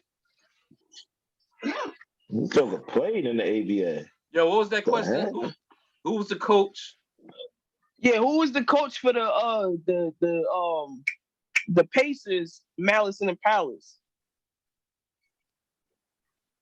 I don't know if it was Larry Brown, but Larry if Bird. it Was it Larry? No, it wasn't Larry Bird either. Was it? Damn, who was the? No, it was Rick I don't Carlisle. know. It was Rick Carlisle. Oh, Rick Rick Carlisle. Okay. Yeah, because I thought Larry Brown did coach the Pacers at one point. He did. Didn't he? Yeah, he coached them. Yeah, he did. Yeah. But that was before the Sixers then. All right, Yeah. brother. Yeah. Let me interject let me interject for 1 second. Are we talking? Are we going to touch on this BLM situation before we close out? I ain't rushing nobody because I got the time. I'm just wondering if we're going to touch on it. That's the next topic. Yeah. Loose lips sink ships, man. But boy, let me tell you, anytime that they give you some money, you better not spend it. You better not spend it. All I want to say about the topic right now is that whenever something like this comes out, like period, with any black person or person of color, regardless of minority, I know how this shit go, but I never want to believe it, yo. I always be like, nah, why? Like it can't be true. Like I need them to give me an out. Like, come on, like we can't be doing this. We can't be doing this because we can't be that dumb. Not we can't be that, well, that too, but it's like they already look at us a different way. And then we just gonna pile on top of that shit. There you go. Like they don't want to give us nothing anyway. And now you get something, and then I go ahead, Exact. I got a lot of knowledge on this. I'm gonna promote somebody right now. And everybody don't have to agree. Man, this brother be getting a lot of slack at the same time he eating. Hassan Campbell said a long time ago, bro, that the Black Lives Movement is full of shit, bro. He called out my song, and don't get me wrong, I like my song. I'm not criticizing nobody. Pause on that too. I like what the brothers presents himself that he stands for. The sister. No, he don't. No, he don't. No, he don't. I was about to say, no, we don't. No, we don't. Say, brother let me say this. No, we don't. No, brother Nonchalant, I want you to interject on that. From what I said, what I was saying is, after Hassan Campbell called him out, I really haven't, to be honest with you, I've done no more research on it. But Hassan Campbell Ben said months ago, he was like, yo, these niggas is frauds. And we got to remember where this whole Black Lives Matters came from. Started from. And where it is right, and what it represents right now. Rare Species, when Jason Whitlock went on Twitter, they say they snatched his Twitter account because he spoke on it. My thing is this. I can't. Hold on.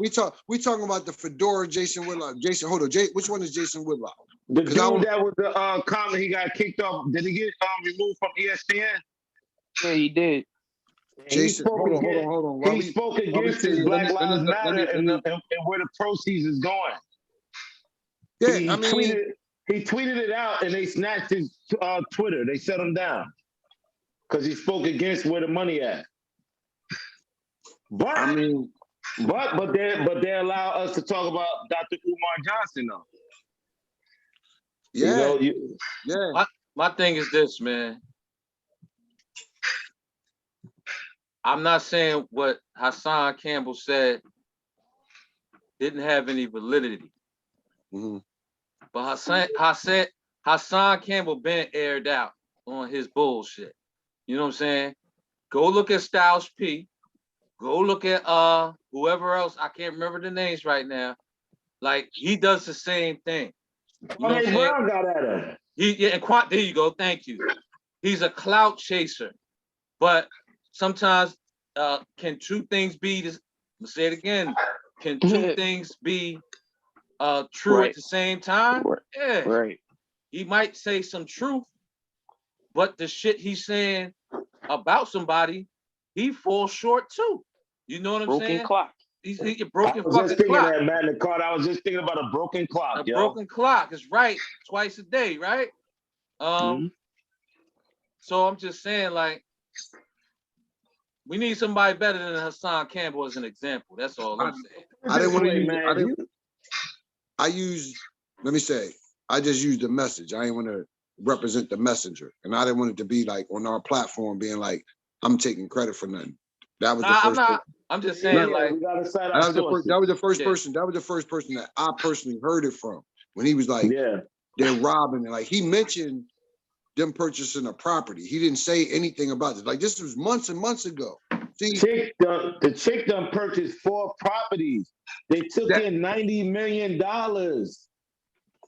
and purchased 4 properties for I think about 3.2 million.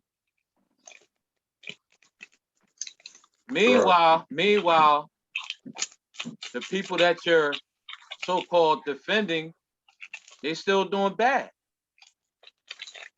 So what is this? You know what I mean? What I was told, Black Lives Matter started off of the Mike Brown movement. Yeah. You know what I'm saying? And then Trayvon Martin. That's what I believe. That I'm sorry, like I might be off base by, but one of those two brothers in their situations, and then the whole movement got hijacked. And then when you started to see all the violence that was going on in all of the cities, especially we was talking about sports and shit, but look at all of the shit that was going on in Philadelphia. Like motherfuckers was blowing themselves the fuck up trying to get in ATM machines. Who was giving them access to getting and telling you what you was doing? And you've seen a lot of times there's documentation of all this shit, that people that was coming under Black Lives Matter, and you've seen more, as Brother JC say, light-skinned motherfuckers that was there. I may have mentioned this before. In the movie Malcolm X, when the young girl came up to him on that college campus and said, "What can I do to help move your movement forward?" Malcolm said, "Nothing." They know, these people know who to go to. Mm-hmm. Yes. They went to that community of people. Yes. And they took that handout. So now when those sisters go to jail for fraud, the people that funded that, and because you need some startup money. You need that startup money to get the ball rolling. Where those people at? The initial people that funded the Black Lives Matters movement were light-skinned people. They gave it to that community. That community is against us. And I'm talking about us, meaning the 4 horsemen. When they say, listen, me and Brother Nonchalant talk about this all the time. They say something like, I hate to say names. Research and look at who's supposed to have been the founders of Black Lives Matter. And then if you look at these same people in numerous countries on numerous bases, they've started the same thing. And then it's always the same results. And then you look at how the laws and how, as they call it, anarchy starts. I mean, y'all know this, man. Y'all, we've been doing this for 6+ months. It's not no conspiracy thing, man. What I found myself battling with more than anything is every time that I hear about somebody doing a movement, I can never forget when they say J. Edgar Hoover said, the next Black Messiah is going to come through us. It ain't going to be through the people. You understand what I'm saying? So You probably, That's the reason. Go ahead. I'm sorry, Matt Carter. You got it. No, I was just gonna say, like, that's why, honestly, man, I don't really put too much stake in people anymore. but that's what I'm they want us sorry to do. say it. Go ahead. I'm just saying, like, I'm kind of like I emotionally detach myself from movements, leaders, and things of that such, because every time I try to put myself behind one, they let me down. You know, I hate for it to be that way. I'm not gonna never say I want them to do good, but when I put too much stake into them, it's just like being a sports fan. You get disappointed. They let me down. So that's why I'm like, being a Cowboys fan. I emotionally detach myself from that stuff. I have to. It's because of the fact that it's not the fact that I don't want to believe in it and that I don't want to support it. It's just that this is how the world made me this way now. Now I'm this way and I don't know how to get out of it. So what I do is I govern myself and I try to live as a better person. And I support when I can support. And that's all I can do. Boom. Like I don't put too much stake in what other people do. Boom. I can't. Because it makes it me trying to expect myself out of other people just it makes me feel bad. Look, let's think about the energy of our people. We had a lot of energy to undermine Umar Johnson, to go and look at, do you really have a school? And Umar Johnson said, you don't say that to the pastor. Exactly. Let's see besides Jason Whitlock, and I'm sure there's other people. Let's see, do we take these three minority women, 2 African Americans, 1 Spanish. Let's see if we take them through the same scrutiny that we took Umar Johnson. And they had a lot more money.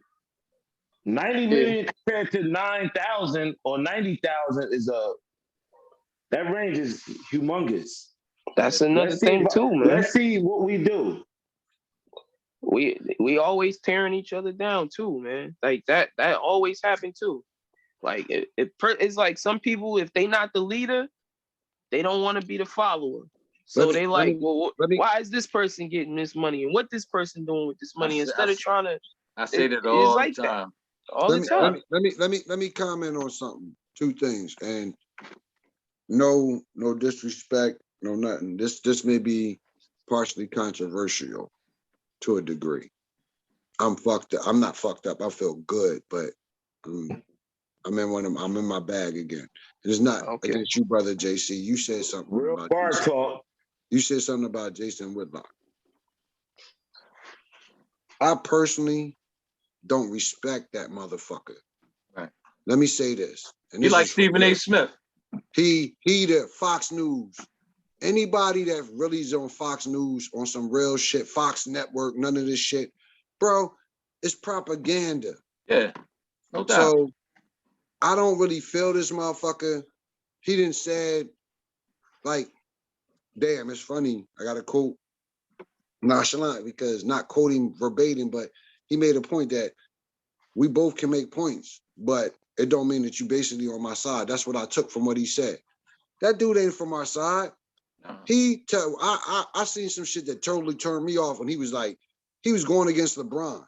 He was going against LeBron about a point, and he tried to make a point about him living in motherfucking Beverly Hills, having somebody park his car for him, a valet at the place that he fucking lived. Bro, shut the fuck up. Like, for real, bro. Like, you motherfuckers ain't never touched a basketball. You ain't never been athletic. Your bones is fucking decrepit. You damn near crippled. You look bad. You think a fucking fedora is gonna make you look good? Fuck that shit. Like, I'm tired of that shit. I used to be a big, what's his name? Marcellus Wallace. I might be fucking his name up right now. When they came about Kaepernick, that's his name. When they came at Kaepernick on that fucking bullshit, and he was like, he ain't, because you from Compton. You could be a fucking sellout from Compton. Just because you born a motherfucker, what Rakim said, it ain't where you from, it's where the fuck you at. Now, Half of these motherfuckers sit Rakim around didn't here. curse, so he didn't say that F part. No. Rakim never Fuck cursed there. that. It's Rhymes. Fuck that right now. That- Like, I'm no. fucking with that's you. I'm right. fucking with you. No, I You got need you. some No. But emphasis. see, this is what I'm saying. This is I'm where just my messing with you, problem man. be. This is where my problem be. It's always a motherfucking assassin to a movement. This man sacrificed his career. I hear motherfuckers be like, yo, he got paid. Shouldn't he have fucking got paid? Who's that? Fucking Colin Kaepernick. And Yeah. I heard Marcellus Wallace fucking go on Vlad and be like, well, he fucking light-skinned, he had white parents. He more black than you, motherfucker. Mm. Why did fucking Stephen A gets Max Kellerman or whatever his name kicked off? Because T.O. exposed the shit out of him. He was like, damn. He was like, yo, Max more black than you. And then Stephen A panties got raised up to his high-ass hairline and the motherfucker lost contact with shit. Come on, man. We got a bunch of sellout fucking representatives. And as long as we keep staying and we about to do our thing on social media, but how many real platforms? And I bet you when we start keeping this shit too real and our listening base gets too big, man, come on, man. We know what's coming for us. Because you're not getting real shit. We not selling out motherfuckers. We have movements that's trying to get calls. And when you call shit the fuck out, we the bad guys. And as my man Nonchalant said, Let's go back. We got to call that community out. We got to understand it started from Angela Davis, her role, and when we look behind the curtain, she was having relationships with the enemy. It's history. So I'm not surprised that Team Light Skin will support Black Lives Matter in the background. But now them sisters get that money. You didn't open up a $6 million building. You got some old like where no one else can have access to it. How is that right? I think what happens is we tend to look at things on the surface of what it is. Because when you're a people, like I said, that have been attacked, killed, people have been predators of you, and you've been sort as less than, however you want to construct that. At the end of the day, what are you always looking for? When you get so many L's, you're trying to get a W. So what happens is on the surface, when you hear certain things, oh, this is for this movement, or this is for that. This is for our people. On the surface of it, yeah, I'm gonna ride with that. But then when you go deeper into the wormhole, you go, wait a minute. Somebody got something playing in the background. This is not what I signed up for. So you know. I feel like this, man, and I'm gonna try to be as politically and walk the boundaries as best as I can under my current mind state.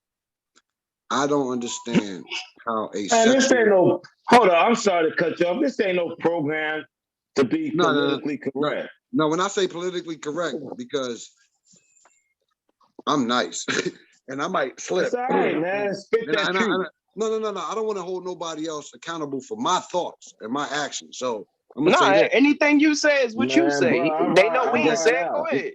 And then this is my thought: a sexuality choice should never take precedence over a people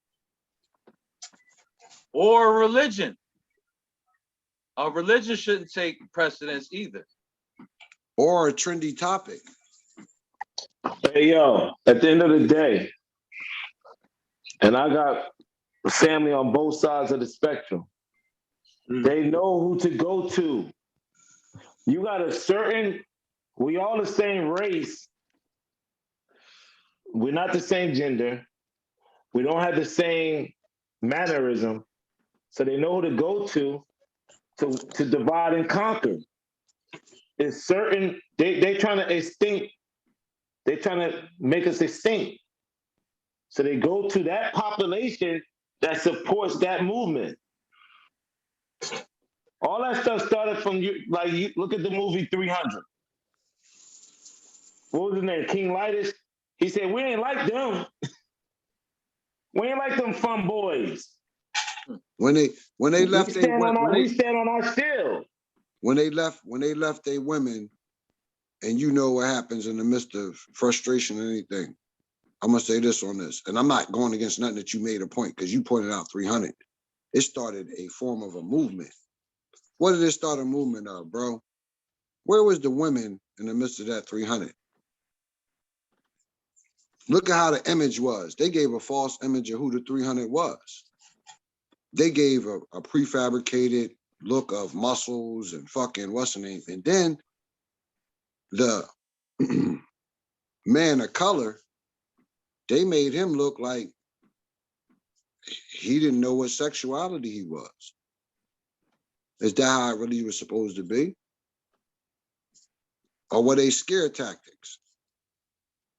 Who did he kick into the hole? And why did he so-called kick him in the hole? Because he put his woman in his place.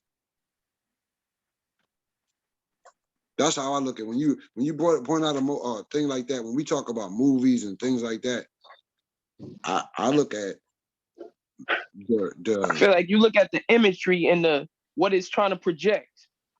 The symbolism. The symbolism. Yeah, the symbolism. There you go. The symbolism. And then, the like symbolism I said, and what it. It's fun. It's good that you brought that movie up, brother JC, because at the same time, it's a powerful joint. But even if you look at something like Gladiator, look what made that man lose all control. He gave all he had to an empire.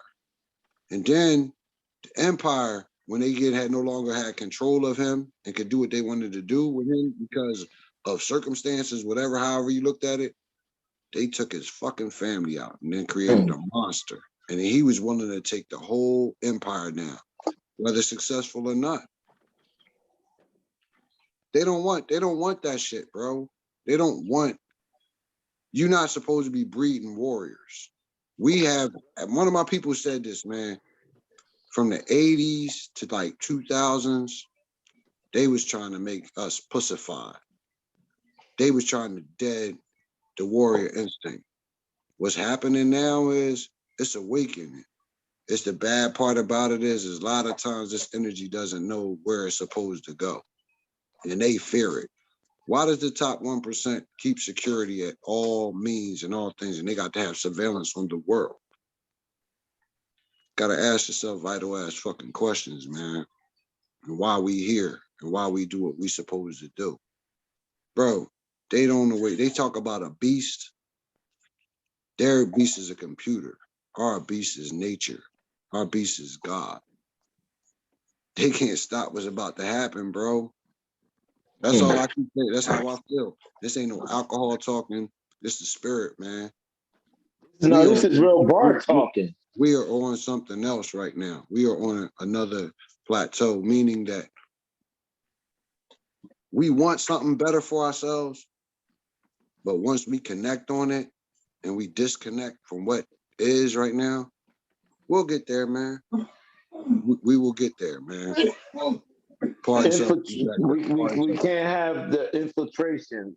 Another move was Birth of a Nation. Mm-hmm. The enemy could come from all sorts. He's gonna come from something that you're not gonna see as a threat. No one would have thought that little dude was a threat in that movie. We gotta have our guard up at all times. I mean, you gotta know who your friends and you gotta know who your enemies are, bro. I mean, that's a task within itself. Don't be, bro. It is. I watched the Brother Nonchalant. Oh, they ain't hear me before you go. Put your joint on mute. They ain't hear me. But what happens? I watched a video, man, that was on this dude. If I can find it, I'll put it in the chat. It was this guy, man. Whether it was real, it was programmed or whatever. He talked about how he sabotaged theater, a black theater in LA, and burnt it down. And me, you know, me and my father linking back up. My father used to live in LA. He kind of related towards where this theater that burnt down, that was like a place for Black youth and Black people to come and have, like, it was a community center per se.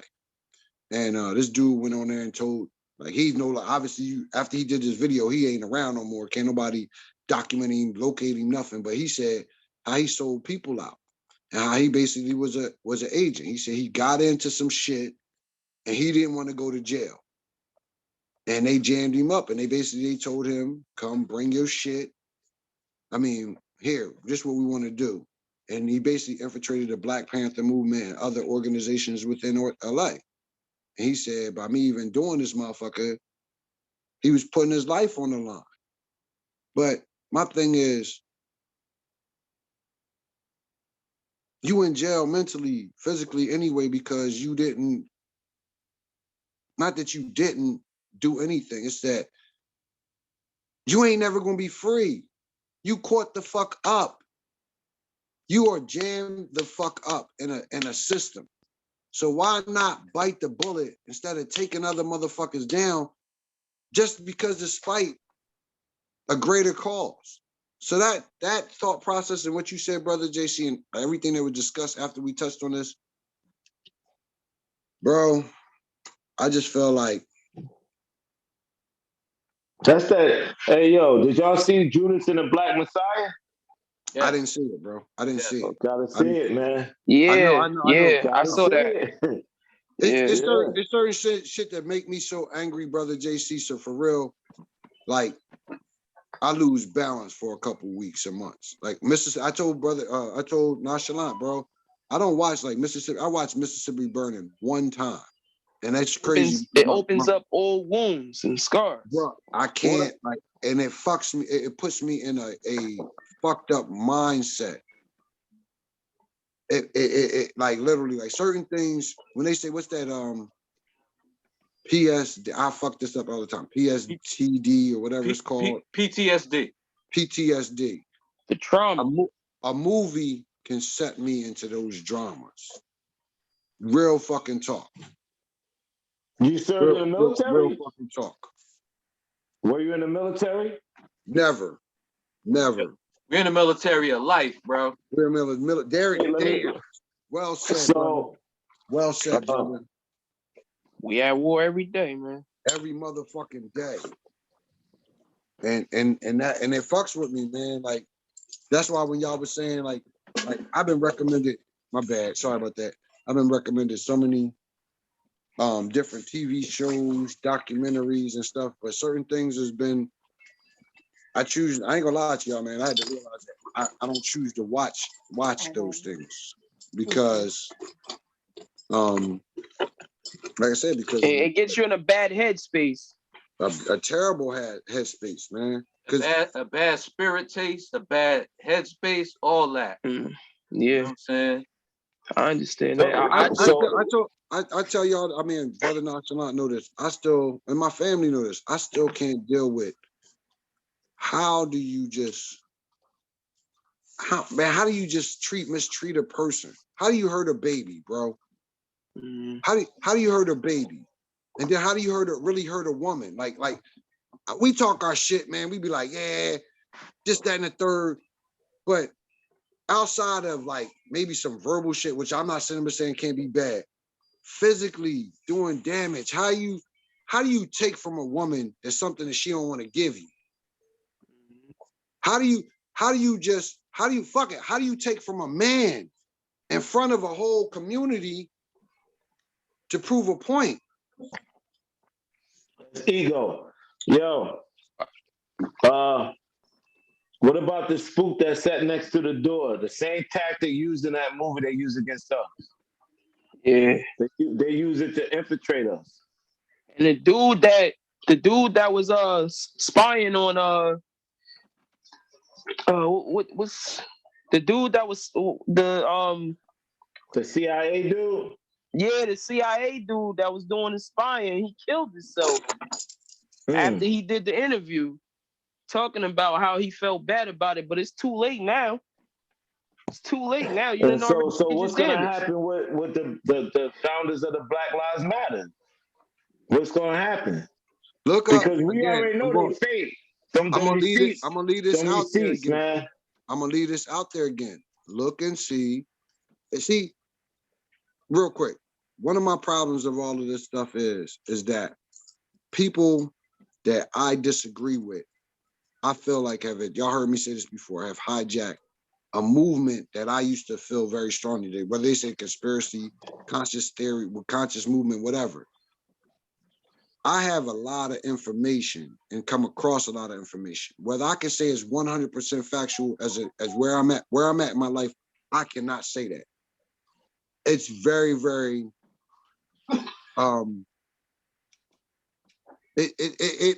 it tests your sight, your perception, pardon self in the background.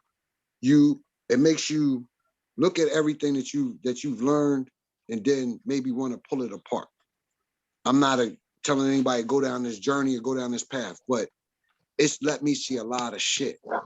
My problem with all this whole thing is that the movement has been hijacked by a bunch of fucking people that just want to be radical for the sake of being radical and want to go against stuff. And some of the things that I say, I knew about this Black Lives Matter. I was just mattering if they was going to actually release this information out about it.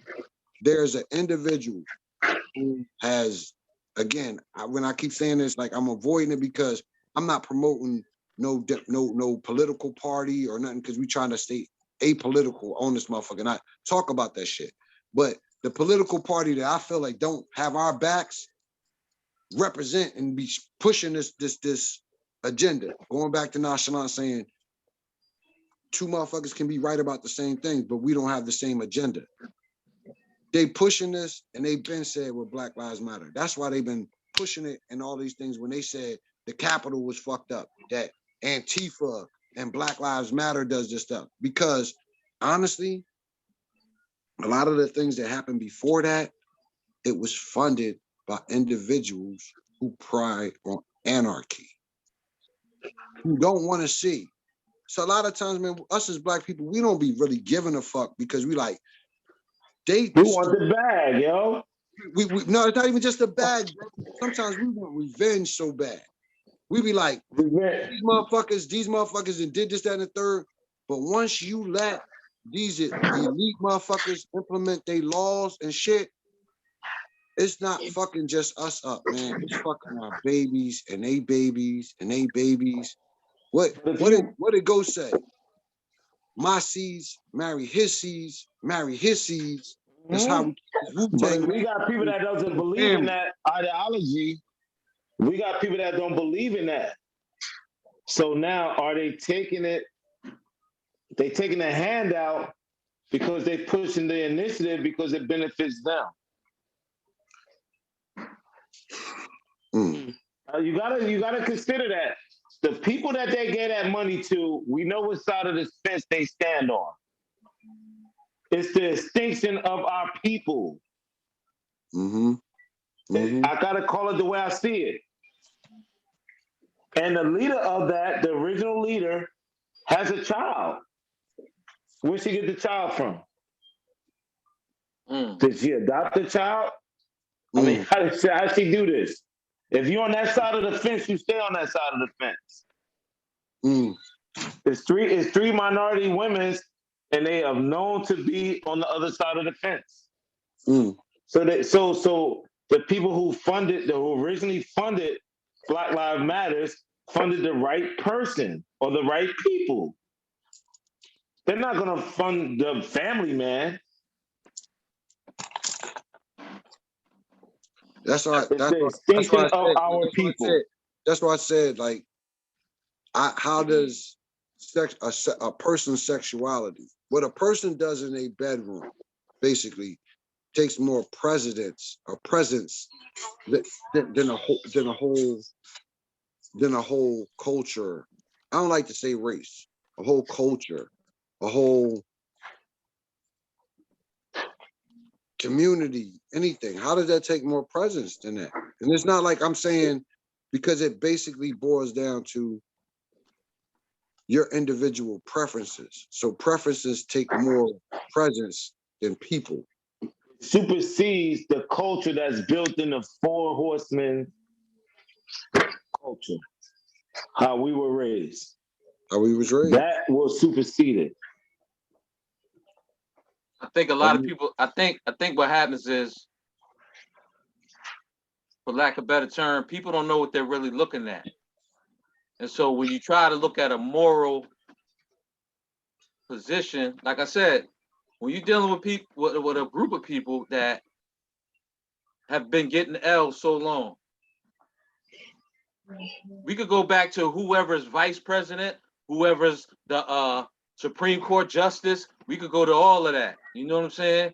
Oh, that's a good thing. We got such and such as, yeah, okay, on the surface, that's a W. I got it. But if you go down the wormhole a little bit, do they really represent you just because they look like you? Not at all. You know what I'm saying? We get caught up in that. Do they really represent you because they look like you? You know what I'm saying? What are they representing? What are their politics? What are their, you know what I'm saying? Who are they teamed up with? What system are they under? You know what I'm saying? So I'm just saying, like, we get caught in a lot of symbolisms and, oh, that's a good look. You know what I'm saying? Yeah, it is on the surface. But at the end of the day, is that really a lookout for the people, the grassroots, the everyday people that's trying to do and move forward? That's all. That's all. You know what I'm saying? Everybody has an agenda. Mm-hmm. Everybody has an agenda. Yep. You got to figure out what yours is and team up with the same people that got the same agenda as you. Sometimes you might get disappointed with who you thought had the same agenda. Just saying. But what you gonna do about it? What you gonna do about it? That's all I ask. What we gonna do about it? Gonna share, subscribe, the Real Bar Talk, because no one tells us what to say. We're trying to be as politically correct as possible. Yeah. No doubt. We might have to create another venue so we can, go a little harder.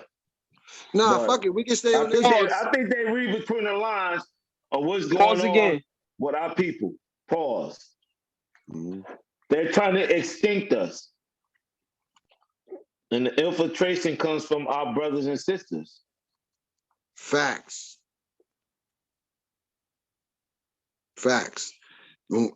My disclaimer is, I'm just trying to get listeners right now. We can take the gloves off later. Yo, I already told you. They already probably think I'm racist. So Hold now on. they're gonna think I'm Hold sexist. on. But I love my Exact, you people, telling yo. me. I love my people. I love my brothers. That's the order. Exact telling me he didn't take the gloves off yet. So you must got them gloves that got like the holes in them. Cause you damn near got the gloves off already. Bruh, so it ain't you ain't heard nothing. Like when I say nothing, you ain't heard nothing yet. Like I'm just like I said, man. I'm just trying. We gotta get to 10 subscribers first. We gotta get the what? We gotta get to 10 subscribers. I think we have 4. Nah, we got more than that. Believe it or not, we got a little bit more. We got a little bit more. It's just that we'll talk about it. All right. Where nonchalant go, man? We gotta sign off. It's dinner time. It's more than that. Yeah. This is what I do. I'll kick it off. Exact truth. Signing off. The Horsemen, Real Bar Talk. I pass the mic to the next one. If my brother Nonchalant don't make it, then we'll cut and edit. 4 Horsemen signing off. Brother JC. See you next Tuesday all day. Yep, Magna Carta out. My bad, brother Horseman. Nonchalant signing off. Until next time. Peace and love. Peace.